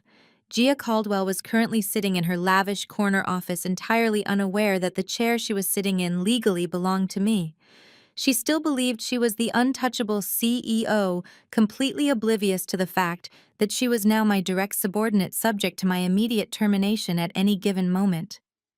Simultaneously, my parents, my sister, and my utterly useless former brother-in-law were huddled together in the Greenwich house, terrified of the impending bank eviction. They were violently turning on each other, desperately waiting for the authorities to show up and forcefully remove them from the premises. They had absolutely no idea that the bank no longer owned their house. I did. The woman they had coldly cast out into the freezing rain, the daughter they had treated like an expendable financial utility, was now their absolute, undisputed landlord. They had arrogantly demanded that I learn how to bow my head. Instead, I had methodically purchased the entire ground they were standing on. I picked up my phone and drafted a quick, highly concise email to my security team. It was time to arrange a couple of extremely personal surprise visits. 72 hours later, I was sitting in the plush leather seat of a blacked-out luxury SUV, staring intently at the glowing screen of my encrypted tablet. My newly acquired private security team had already secured the perimeter of the Caldwell Partners building, seamlessly infiltrating the lobby to ensure my arrival would be entirely uninterrupted. But my attention was focused entirely on the live audio and video feed streaming directly from the executive boardroom on the 42nd floor. The very same room where I had spent countless hours building the firm was now serving as a luxurious holding cell for the desperate and the defeated. The massive mahogany table, once a symbol of unshakable financial power, was completely bare, except for a single thick stack of legal documents resting at the center. It was the absolute unconditional surrender agreement. The firm was literally hours away from a catastrophic public liquidation, and Obsidian Financial Strategies was the only entity standing between the remaining executives and total professional ruin. I turned up the volume on my tablet, listening to the frantic, panicked voices echoing through the boardroom. Gia Caldwell was pacing aggressively back and forth in front of the floor-to-ceiling windows, her expensive designer heels sinking heavily into the plush carpet. The arrogant, untouchable aura she had radiated on her first day as chief executive officer had completely evaporated, replaced by a raw, suffocating terror. She looked exhausted, her posture rigid and her hands visibly trembling as she clutched a leather-bound notebook. Seated around the table were the four remaining senior vice presidents, a group of spineless aging men who had silently watched her drive the company into a mountain of toxic debt. They were sweating profusely in their tailored suits, constantly checking their expensive luxury watches, and aggressively wiping their foreheads with silk handkerchiefs. They were trapped in a nightmare of their own making, entirely reliant on the mercy of an anonymous holding group they knew absolutely nothing about. "Listen to me, gentlemen!" Gia barked, her voice cracking slightly under the immense pressure. She stopped pacing and slammed her hands down on the back of a leather chair. "We have one single opportunity to secure our positions within this new corporate structure. The representatives from Obsidian Financial will be walking through those doors any minute. We must present a completely unified front. We cannot look desperate, and we absolutely cannot let them know the true extent of the liquidity crisis in our international divisions." One of the senior vice presidents, a man named Robert, who had personally authorized my immediate termination, let out a pathetic, nervous laugh. "Gia, they bought all of our bad debt." Robert stammered, his face pale and slick with sweat. "They already know exactly how much trouble we are in. They hold the controlling equity. The only reason they are coming here in person is to officially sign the transition papers and decide which of us gets to keep a paycheck. We are entirely at their mercy." Gia shot him a look of pure, unrestrained venom. "We are not at their mercy, Robert," she snapped desperately, trying to salvage her shattered ego. "I am still a Caldwell. My family built this firm from the ground up. Whoever this billionaire owner is, they bought this company because of the prestigious legacy attached to our name. They need my face to keep the remaining clients calm. When the Obsidian owner walks in, I will handle the negotiations. I will personally explain that the recent market downturn was a temporary anomaly caused by incompetent lower-level staff like Jason and Kendra. I will assure him that under my continued guidance as a subsidiary president, we can restore profitability within 2 quarters. Just keep your mouth shut and let me do the talking." I smiled coldly in the back of the SUV, tapping the screen of my tablet to close the video feed. Gia was still operating under the severe, deeply ingrained delusion that she was dealing with an old, traditional Wall Street billionaire who would be easily charmed by her lineage and her practiced corporate vocabulary. She actually believed she was about to negotiate a lucrative subsidiary role. She was about to discover that the anonymous holding group did not purchase her firm to save her legacy. I purchased it to completely eradicate it. I signaled my driver, and the heavy vehicle pulled smoothly up to the curb directly in front of the Caldwell Partners' main entrance. My lead security officer opened the door, and I stepped out onto the bustling Manhattan sidewalk. I was not wearing the exhausted, overworked trench coat of a corporate foot soldier. I was wearing a bespoke, razor-sharp white suit, projecting an aura of absolute, undisputed authority. I walked through the revolving glass doors and stepped into the sprawling marble lobby. The exact same security guards who had aggressively confiscated my badge and escorted me off the premises just 6 months prior were now standing rigidly at attention, hastily clearing a path for me and my security detail. They had been informed by the Obsidian transition team that the new majority owner was arriving, and they were terrified of making eye contact. I bypassed the reception desk entirely and walked directly into the private executive elevator. I pressed the button for the 42nd floor and watched the digital numbers tick upward in absolute silence. The physical sensation of power settling in my chest was intoxicating. I was returning to the scene of my greatest public humiliation not to ask for forgiveness, but to officially take possession of the entire building. The elevator chimed softly, and the polished metal doors slid open. I stepped out into the lavish executive hallway. The entire floor was eerily silent, the usual chaotic energy of the trading desks and strategy rooms completely extinguished by the impending bankruptcy.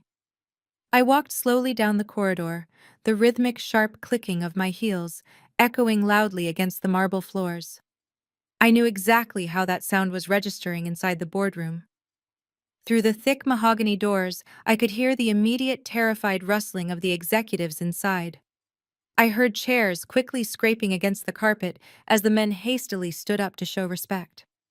I heard Robert loudly clearing his throat, his breath hitching in panic. "Stand up straight, gentlemen," Gia hissed aggressively from the other side of the door, her voice vibrating with desperate anticipation. "Remember your talking points. Project confidence. Welcome the new owner with absolute respect." I stopped right in front of the massive double doors, placing my hands firmly against the cool brass handles. The air in the hallway felt incredibly charged heavy with the weight of absolute vengeance. They were inside practicing their pathetic speeches, desperately hoping to impress a phantom billionaire. I took one final steadying breath, letting the icy resolve completely freeze over my emotions. Then, with a single forceful push, I shoved the heavy mahogany doors wide open and stepped into the boardroom. The heavy mahogany doors crashed violently against the boardroom walls, the sound echoing like a gunshot through the suffocating silence of the room. I stepped over the threshold entirely bathed in the harsh fluorescent lights of the executive suite. I was not wearing the bespoke white suit my security team had initially laid out for me that morning. Instead, I had specifically chosen to wear the exact same cream-tailored pantsuit I had worn 6 months prior. The very same suit I had been wearing when Gia Caldwell callously stripped me of my dignity and ordered security to throw me out onto the street. It was meticulously pressed completely spotless and carried the heavy, undeniable weight of absolute poetic justice. I stood frozen in this doorway for a fraction of a second, allowing the sheer magnitude of the moment to completely saturate the room. The initial reaction from the men standing around the table was utter, profound confusion. They had prepared themselves to greet an anonymous billionaire, a faceless titan of Wall Street. Instead, they were staring at the woman they had eagerly sacrificed to save their own pathetic careers. Robert, the senior vice president, actually took a physical step backward, his jaw dropping open in stunned disbelief. But the most exquisite reaction belonged to Gia. She was standing at the far end of the room, positioned right next to her aging father, Richard Caldwell. Richard had apparently been dragged out of his comfortable retirement to help his daughter beg the new corporate overlords for mercy. When Gia saw my face, the color aggressively drained from her skin, leaving her looking like a hollow, terrified ghost. Her arrogant posture completely collapsed. Her mouth opened and closed several times, but her vocal cords completely failed her.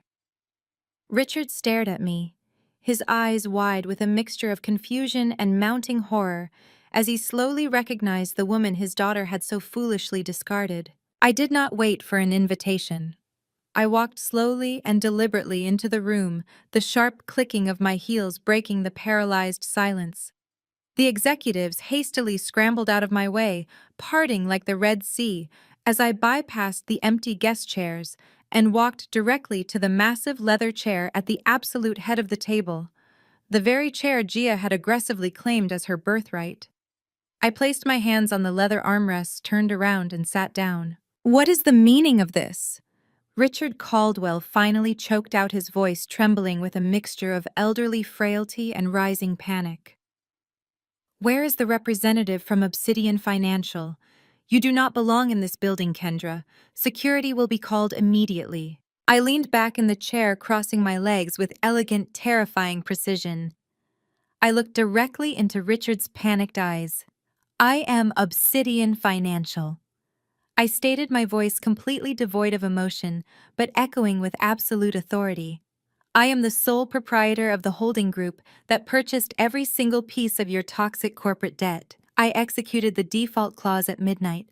I am your new owner. The words landed like a physical bomb in the center of the boardroom. Robert let out a pathetic, suffocating gasp and collapsed heavily into his chair. Gia staggered backward, hitting the glass wall behind her. "That is a lie!" she shrieked, her voice cracking into a hysterical pitch. "That is absolutely impossible. You are a fired employee. You do not have the capital to buy this firm. This is a sick joke." I calmly reached into my leather briefcase, pulled out the certified equity transfer documents, and tossed them aggressively across the polished mahogany table. They slid directly in front of Gia. "Read them," I commanded sharply. "Read the federal stamps. Read the majority shareholder clause. You played corporate dress-up with your father's money, Gia, and you completely bankrupted his legacy in less than 6 months. Now I own it all." Richard Caldwell practically lunged at the documents, his trembling hands frantically flipping through the heavily stamped pages. As his eyes scanned the legal transfer of power, his breathing became shallow and erratic. He looked at his daughter, his face twisted in pure, unadulterated disgust. "You fool," he whispered hoarsely to Gia. "You arrogant, stupid fool. You handed our entire family legacy to a woman you threw away." Gia began to sob violently, her perfectly curated makeup running down her face in dark streaks. "Please, Kendra," she begged, taking a step toward me with her hands clasped tightly together. "Please. This company is my entire life. My name is on the wall. I will step down as chief executive officer. I will take a massive pay cut. Just let me stay on the board. Let my father keep his advisory pension. We can work for you." I stared at her crying face, feeling absolutely nothing but cold satisfaction. "You fired me on your very first day to flex your unearned power," I replied, my voice slicing through her pathetic sobbing. "You let Jason and Andre try to steal my $8 billion client. You stood by while I was humiliated in the lobby. I am not here to offer you a job, Gia. I am here to execute a purge." I stood up, resting my hands flat on the mahogany table.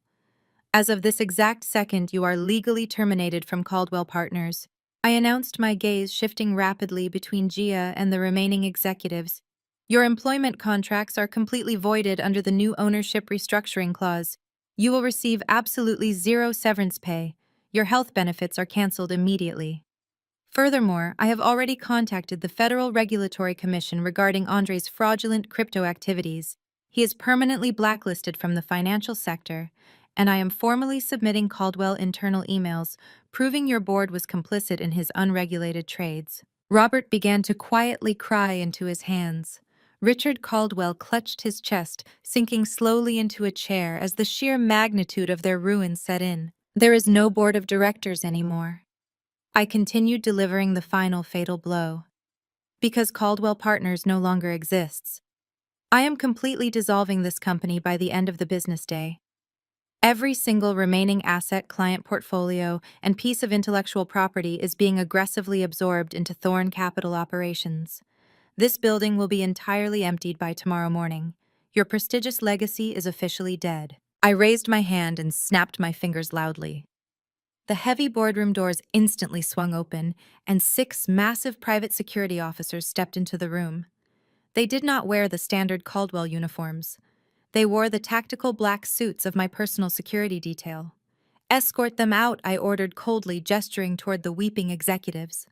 "Strip them of their digital security badges, confiscate all corporate phones, and ensure they do not take a single piece of paper from this room." Gia let out a guttural, agonizing scream as 2 heavily armored security guards grabbed her by the arms, dragging her forcefully away from the glass windows. She thrashed and kicked against their grip, sobbing uncontrollably, begging her father to do something to stop the nightmare. But Richard Caldwell was completely broken. He offered absolutely no resistance.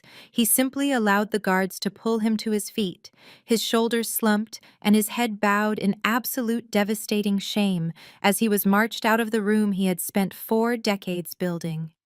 I stood in absolute silence at the head of the empty mahogany table, listening to their pathetic wails echo loudly down the marble hallway.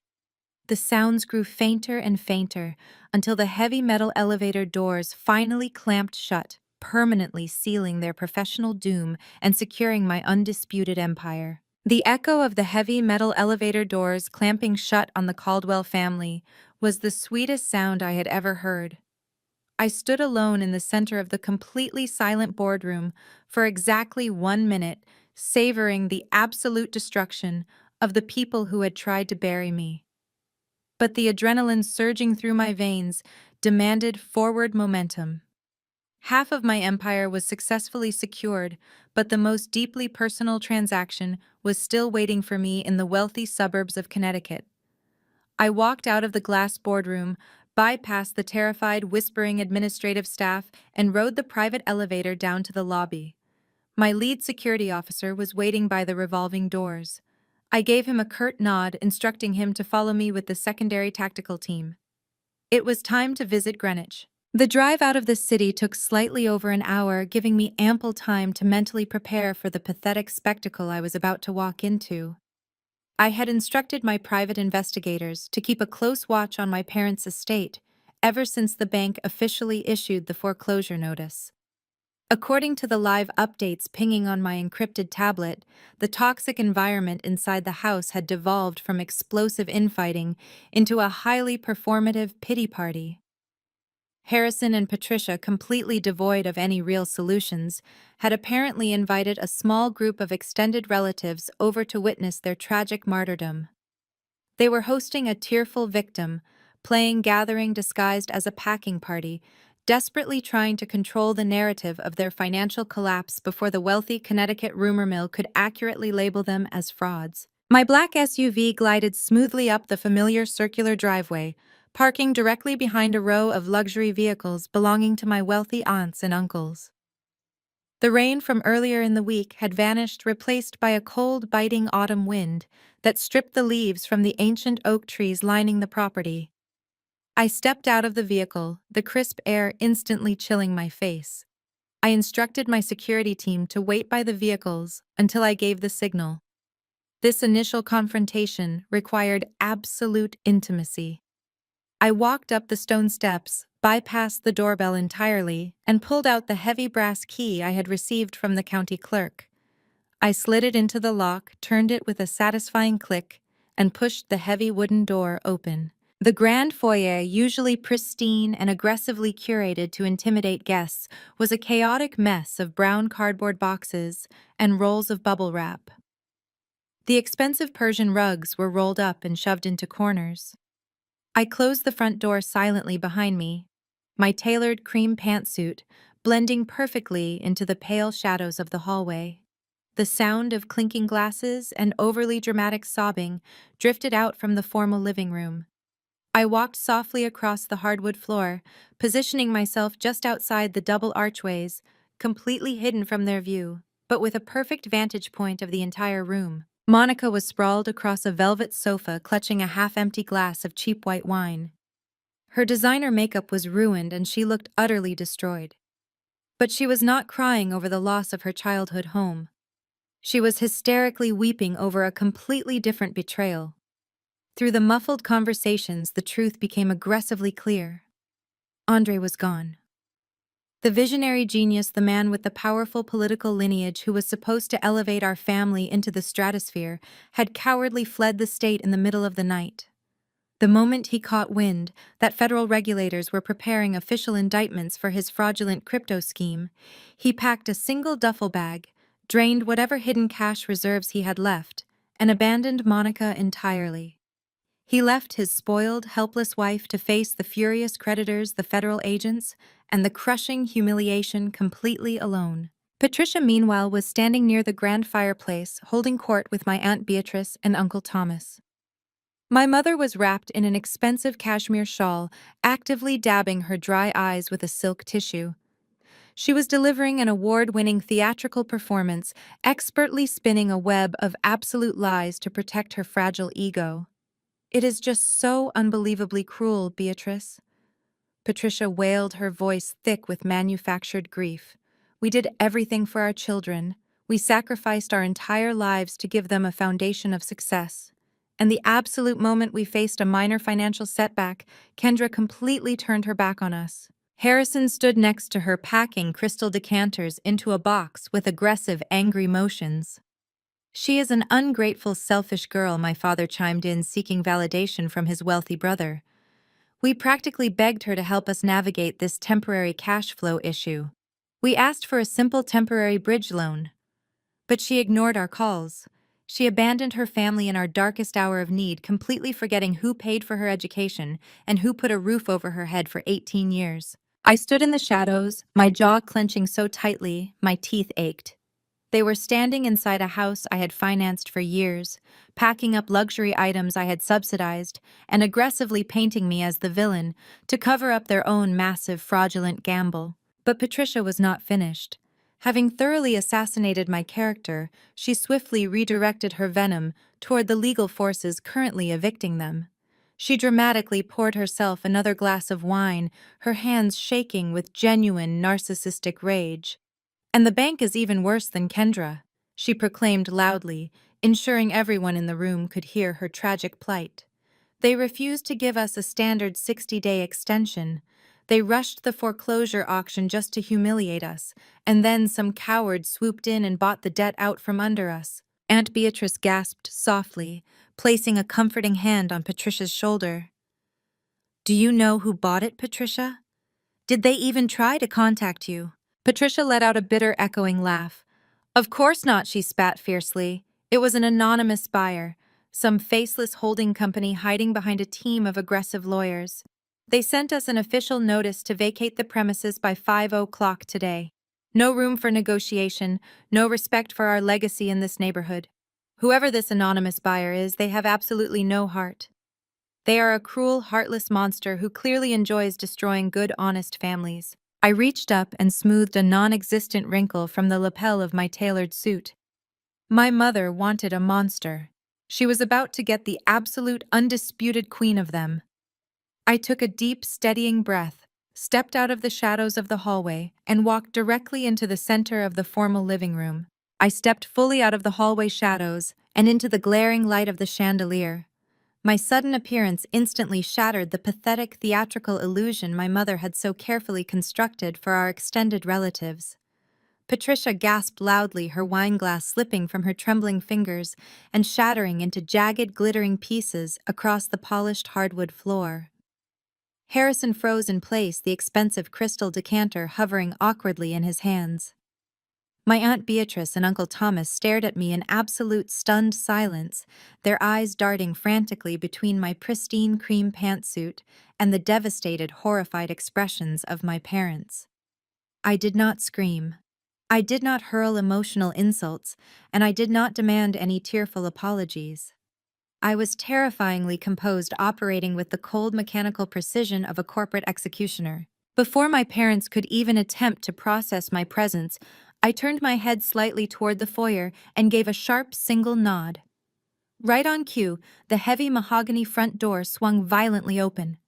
I had instructed my legal team to wait outside until the initial shock was delivered, but now it was time to execute the final maneuver.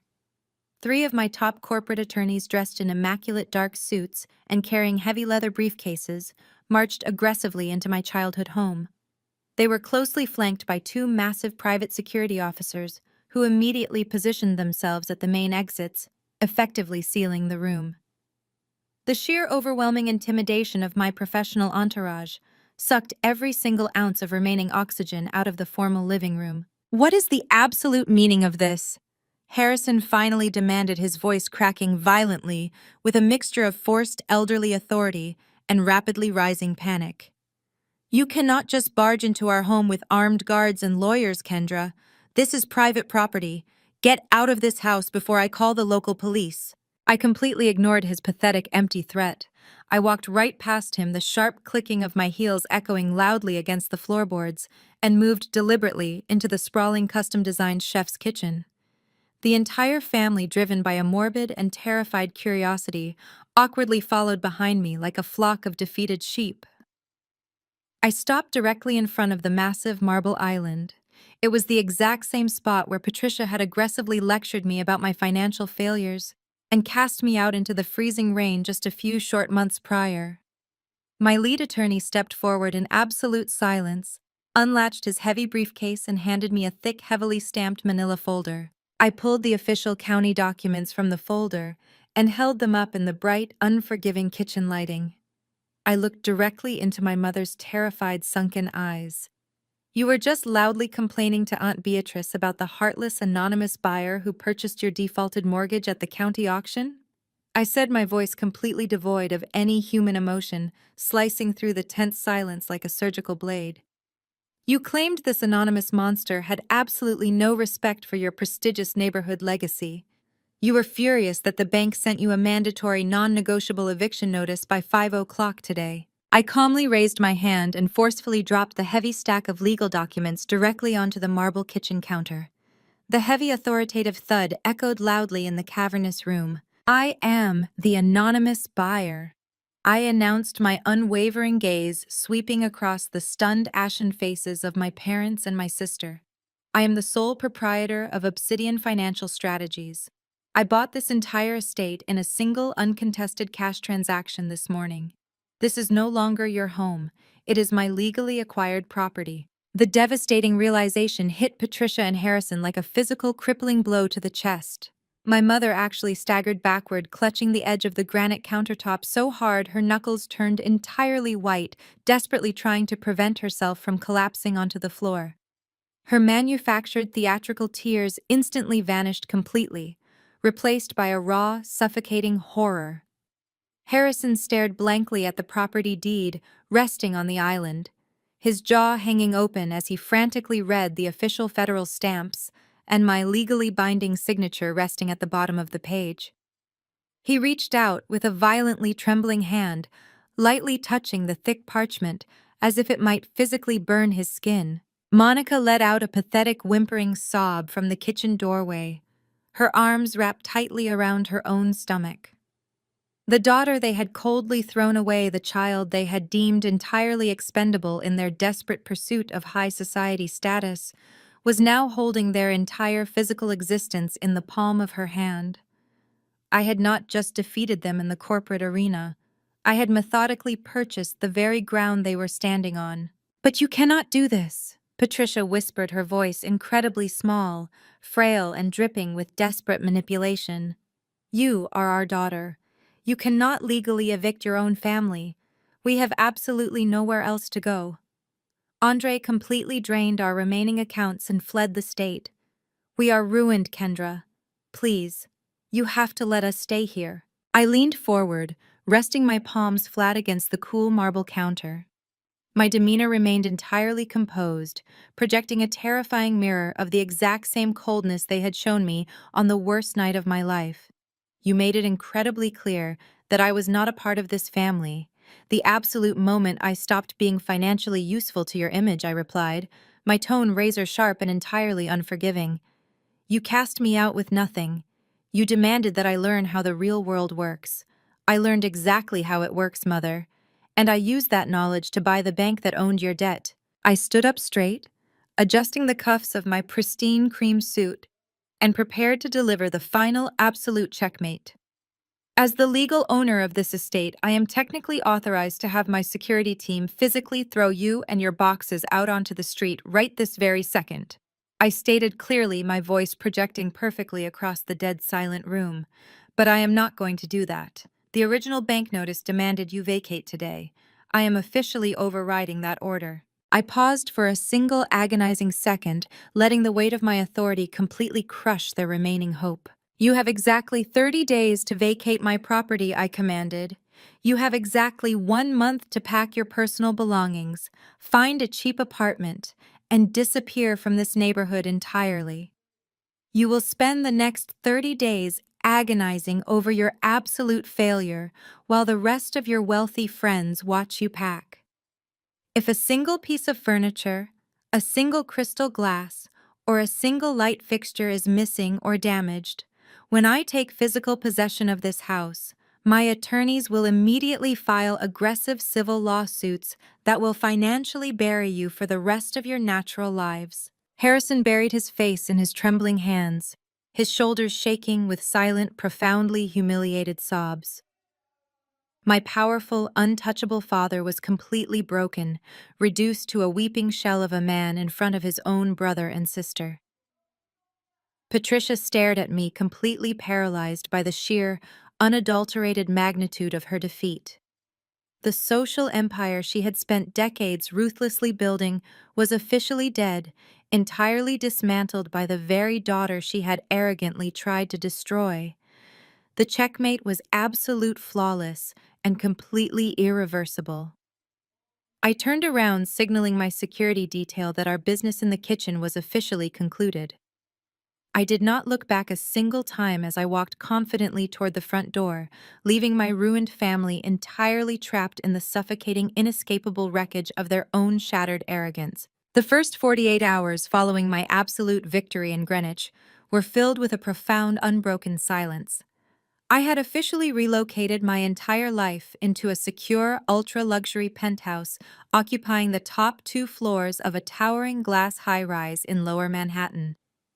It was a flawless fortress of modern architecture, heavily guarded by a private security detail and a heavily vetted concierge team. I spent my days methodically liquidating the remaining toxic assets of Caldwell Partners and integrating their profitable client portfolios directly into Thorn Capital. The transition was a staggering financial success, cementing my status as a devastatingly effective corporate strategist. I was completely untouchable. But desperation is a highly unpredictable poison, and my family had just swallowed a lethal dose of it. On the afternoon of the 4th day, the secure intercom on my massive oak desk chimed loudly. My head of private security informed me that a severe disturbance was unfolding in the private lobby of my building. Patricia Harrison and Monica had somehow managed to bypass the outer security perimeter by aggressively tailgating a catering delivery truck. They were currently trapped in the main reception area, throwing a hysterical, incredibly public tantrum and demanding immediate access to my private elevator. And according to my security chief, they had brought a deeply unwelcome guest with them. Jason. My treacherous, opportunistic ex-fiancé had apparently caught wind of my massive financial ascension and decided to crawl out of his miserable hole to join the pathetic ambush. Instead of instructing security to simply throw them into the street like common trespassers, I made a calculated decision. I wanted to look them in the eyes one final time and permanently sever the rotting umbilical cord. I stepped into my private elevator and rode it down to the ground floor. When the polished silver doors slid open, the sheer contrast between my current reality and their absolute ruin was visually staggering. The lobby was a masterpiece of black marble and cascading water features, radiating quiet old money power. Standing in the center of it, entirely surrounded by 4 heavily armed security guards, were the pathetic remnants of my former life. Patricia looked completely haggard, her expensive designer coat wrinkled and her perfectly dyed hair unkempt. Harrison was trembling violently, his shoulders hunched in deep, paralyzing defeat. Monica was clutching her mother's arm, weeping openly, and standing slightly ahead of them wearing a cheap suit and a desperate, sickeningly hopeful smile was Jason. Kendra. Jason gasped, taking a rapid step forward before a security guard shoved a massive hand against his chest, stopping him instantly. Kendra, you look absolutely incredible. I knew you were going to pull off something brilliant. That is exactly why I loved you. We were always the perfect power couple. Everything that happened at Caldwell Partners was just a massive misunderstanding driven by Gia and her toxic management. I am completely ready to apologize and start over. With your new capital and my market connections, we could absolutely rule this city together. I stared at him, feeling a wave of absolute unadulterated revulsion wash over me. The sheer audacity required to stand in my lobby and propose a business partnership after aggressively helping destroy my career was mind-boggling. I did not even grant him the dignity of a full sentence. "You have absolutely no market connections, Jason," I stated, my voice echoing like ice against the marble walls. "You are a blacklisted radioactive liability who cannot even secure a basic interview at a retail bank. You sold me out for a promotion that no longer exists in a company I just dissolved. You are a parasite looking for a new host. Remove him." Two security guards immediately grabbed Jason by the arms, effortlessly lifting him off his feet. He began to frantically thrash and scream my name, begging for a second chance, as they dragged him backward through the heavy glass doors and physically threw him out onto the unforgiving Manhattan pavement. I did not blink. I turned my absolute undivided attention to my parents. Patricia instantly dropped to her knees on the cold marble, completely abandoning any remaining shred of her high society dignity. She clasped her hands together, tears streaming heavily down her ruined face. "Kendra, please," she wailed, her voice echoing shrilly in the cavernous lobby. "Please forgive us. We were so incredibly wrong. We were blinded by our own panic and we made a terrible, unforgivable mistake. You cannot kick us out of the house. We have absolutely nowhere to go. We are your mother and father. We gave you life. You have to let us stay. You have to remember that we are blood." Harrison fell to his knees right beside her, his head bowed in absolute crushing shame. "We are so sorry, Kendra," he whispered hoarsely, completely broken. "We will do anything you ask. We will pay you rent. We will sign whatever legal contracts you want. Just please do not throw your own family out onto the street." I looked down at them, feeling the heavy, undeniable weight of decades of conditional affection completely lifting from my shoulders. The anger that had fueled my vengeance for the past 6 months instantly evaporated, replaced by a terrifying absolute clarity. I did not feel pity. I did not feel sadness. I felt entirely free. "Blood is nothing but a biological coincidence," I replied, my voice steady, powerful, and ringing with absolute conviction. "You are attempting to cash in a currency that you completely bankrupted years ago. Do not dare kneel in my lobby and use the word family to manipulate me. I know exactly how you define family. You define it by financial utility. You define it by social compliance. You define it by how flawlessly I could act as an accessory to your completely fabricated, fraudulent lives." Monica let out a loud, choking sob, burying her face in her trembling hands. "You are so incredibly cruel," she wept bitterly. "Cruel," I repeated, stepping closer to them, my presence dominating the physical space. "I spent my entire adult life funding your lavish lifestyles. I paid your secondary mortgages. I bought your luxury cars. I quietly fixed every single one of Andre's catastrophic financial mistakes just to keep the peace while you treated Monica like a delicate princess and treated me like a corporate workhorse. And the absolute moment I needed a fraction of that support, the moment I was falsely accused and violently thrown out of my own company, you looked at me with pure disgust. You called me a failure. You ordered me to pack my bags and forced me out into the freezing rain because I was no longer a profitable asset to your public image." I paused, letting the absolute truth of my words sink into their terrified minds. I crouched down slightly, ensuring I was completely eye level with my weeping mother. "Family stands with you in the storm," I whispered, my voice dripping with lethal precision. "You locked the door while I was freezing. You are not my family. You are just bad investments. And as of this exact moment, I am permanently liquidating you from my portfolio." Patricia let out a guttural, agonizing scream, reaching out to grab the hem of my tailored pantsuit. I stepped back smoothly, remaining entirely out of her desperate reach. I stood up tall, projecting the absolute untouchable authority of a woman who had completely conquered her own destruction. I looked at my head of security. "Escort them off the premises," I ordered coldly. "If any of them attempt to approach this building, my office, or my property in Greenwich ever again, you are to immediately involve the police and press maximum harassment charges. They no longer exist to me." I turned my back on them, and walked slowly toward my private elevator. The lobby instantly erupted into chaotic, hysterical screaming. Patricia wailed my name, begging and pleading for mercy, as the heavily armored security guards forcefully dragged her and Harrison across the polished marble floor. Monica blindly stumbled after them, sobbing uncontrollably, as the reality of her total abandonment finally crushed her. I stepped into the elevator, pressed the glowing button for the penthouse, and turned around to watch the final pathetic remnants of my past being aggressively shoved out into the cold, unforgiving city streets. The heavy glass doors slammed shut permanently, cutting off their desperate cries.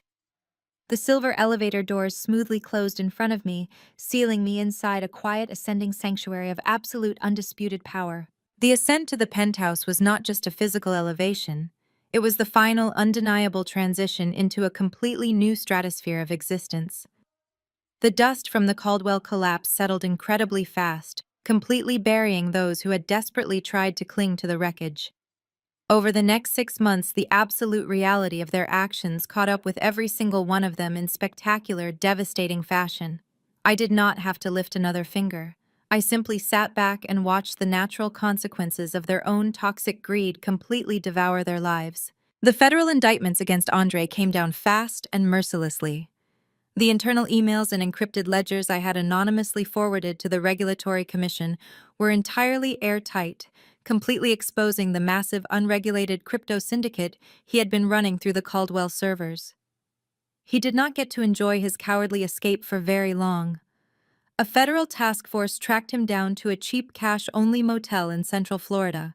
He was dragged out into the sweltering heat in handcuffs, wearing a stained t-shirt, his terrified face instantly plastered across the front page of every major financial publication in the country.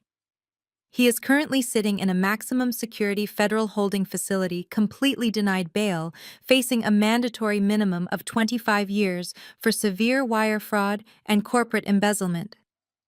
Monica refuses to divorce him, clinging to the pathetic delusion that he was simply misunderstood. She visits him once a month, entirely isolated and permanently branded by high society as the oblivious, enabling wife of a disgraced financial criminal. Jason discovered very quickly that karma in the corporate world is absolutely ruthless. His desperate, pathetic attempt to crawl back to me in my lobby was his final futile play. With Caldwell Partners completely dissolved and his professional reputation officially flagged as a radioactive liability, the prestigious Wall Street sector permanently locked its doors to him. He could not even secure a preliminary interview at a regional bank. I occasionally receive highly amusing updates from my former colleagues. The arrogant man who confidently threw away our entire future and shattered my heart for a hollow corporate title is now working as a customer service manager at a massive discount electronics retailer in suburban New Jersey. He spends his grueling 10-hour shifts wearing an uncomfortable polyester uniform, organizing dusty stockrooms, and arguing with hostile customers over expired return policies.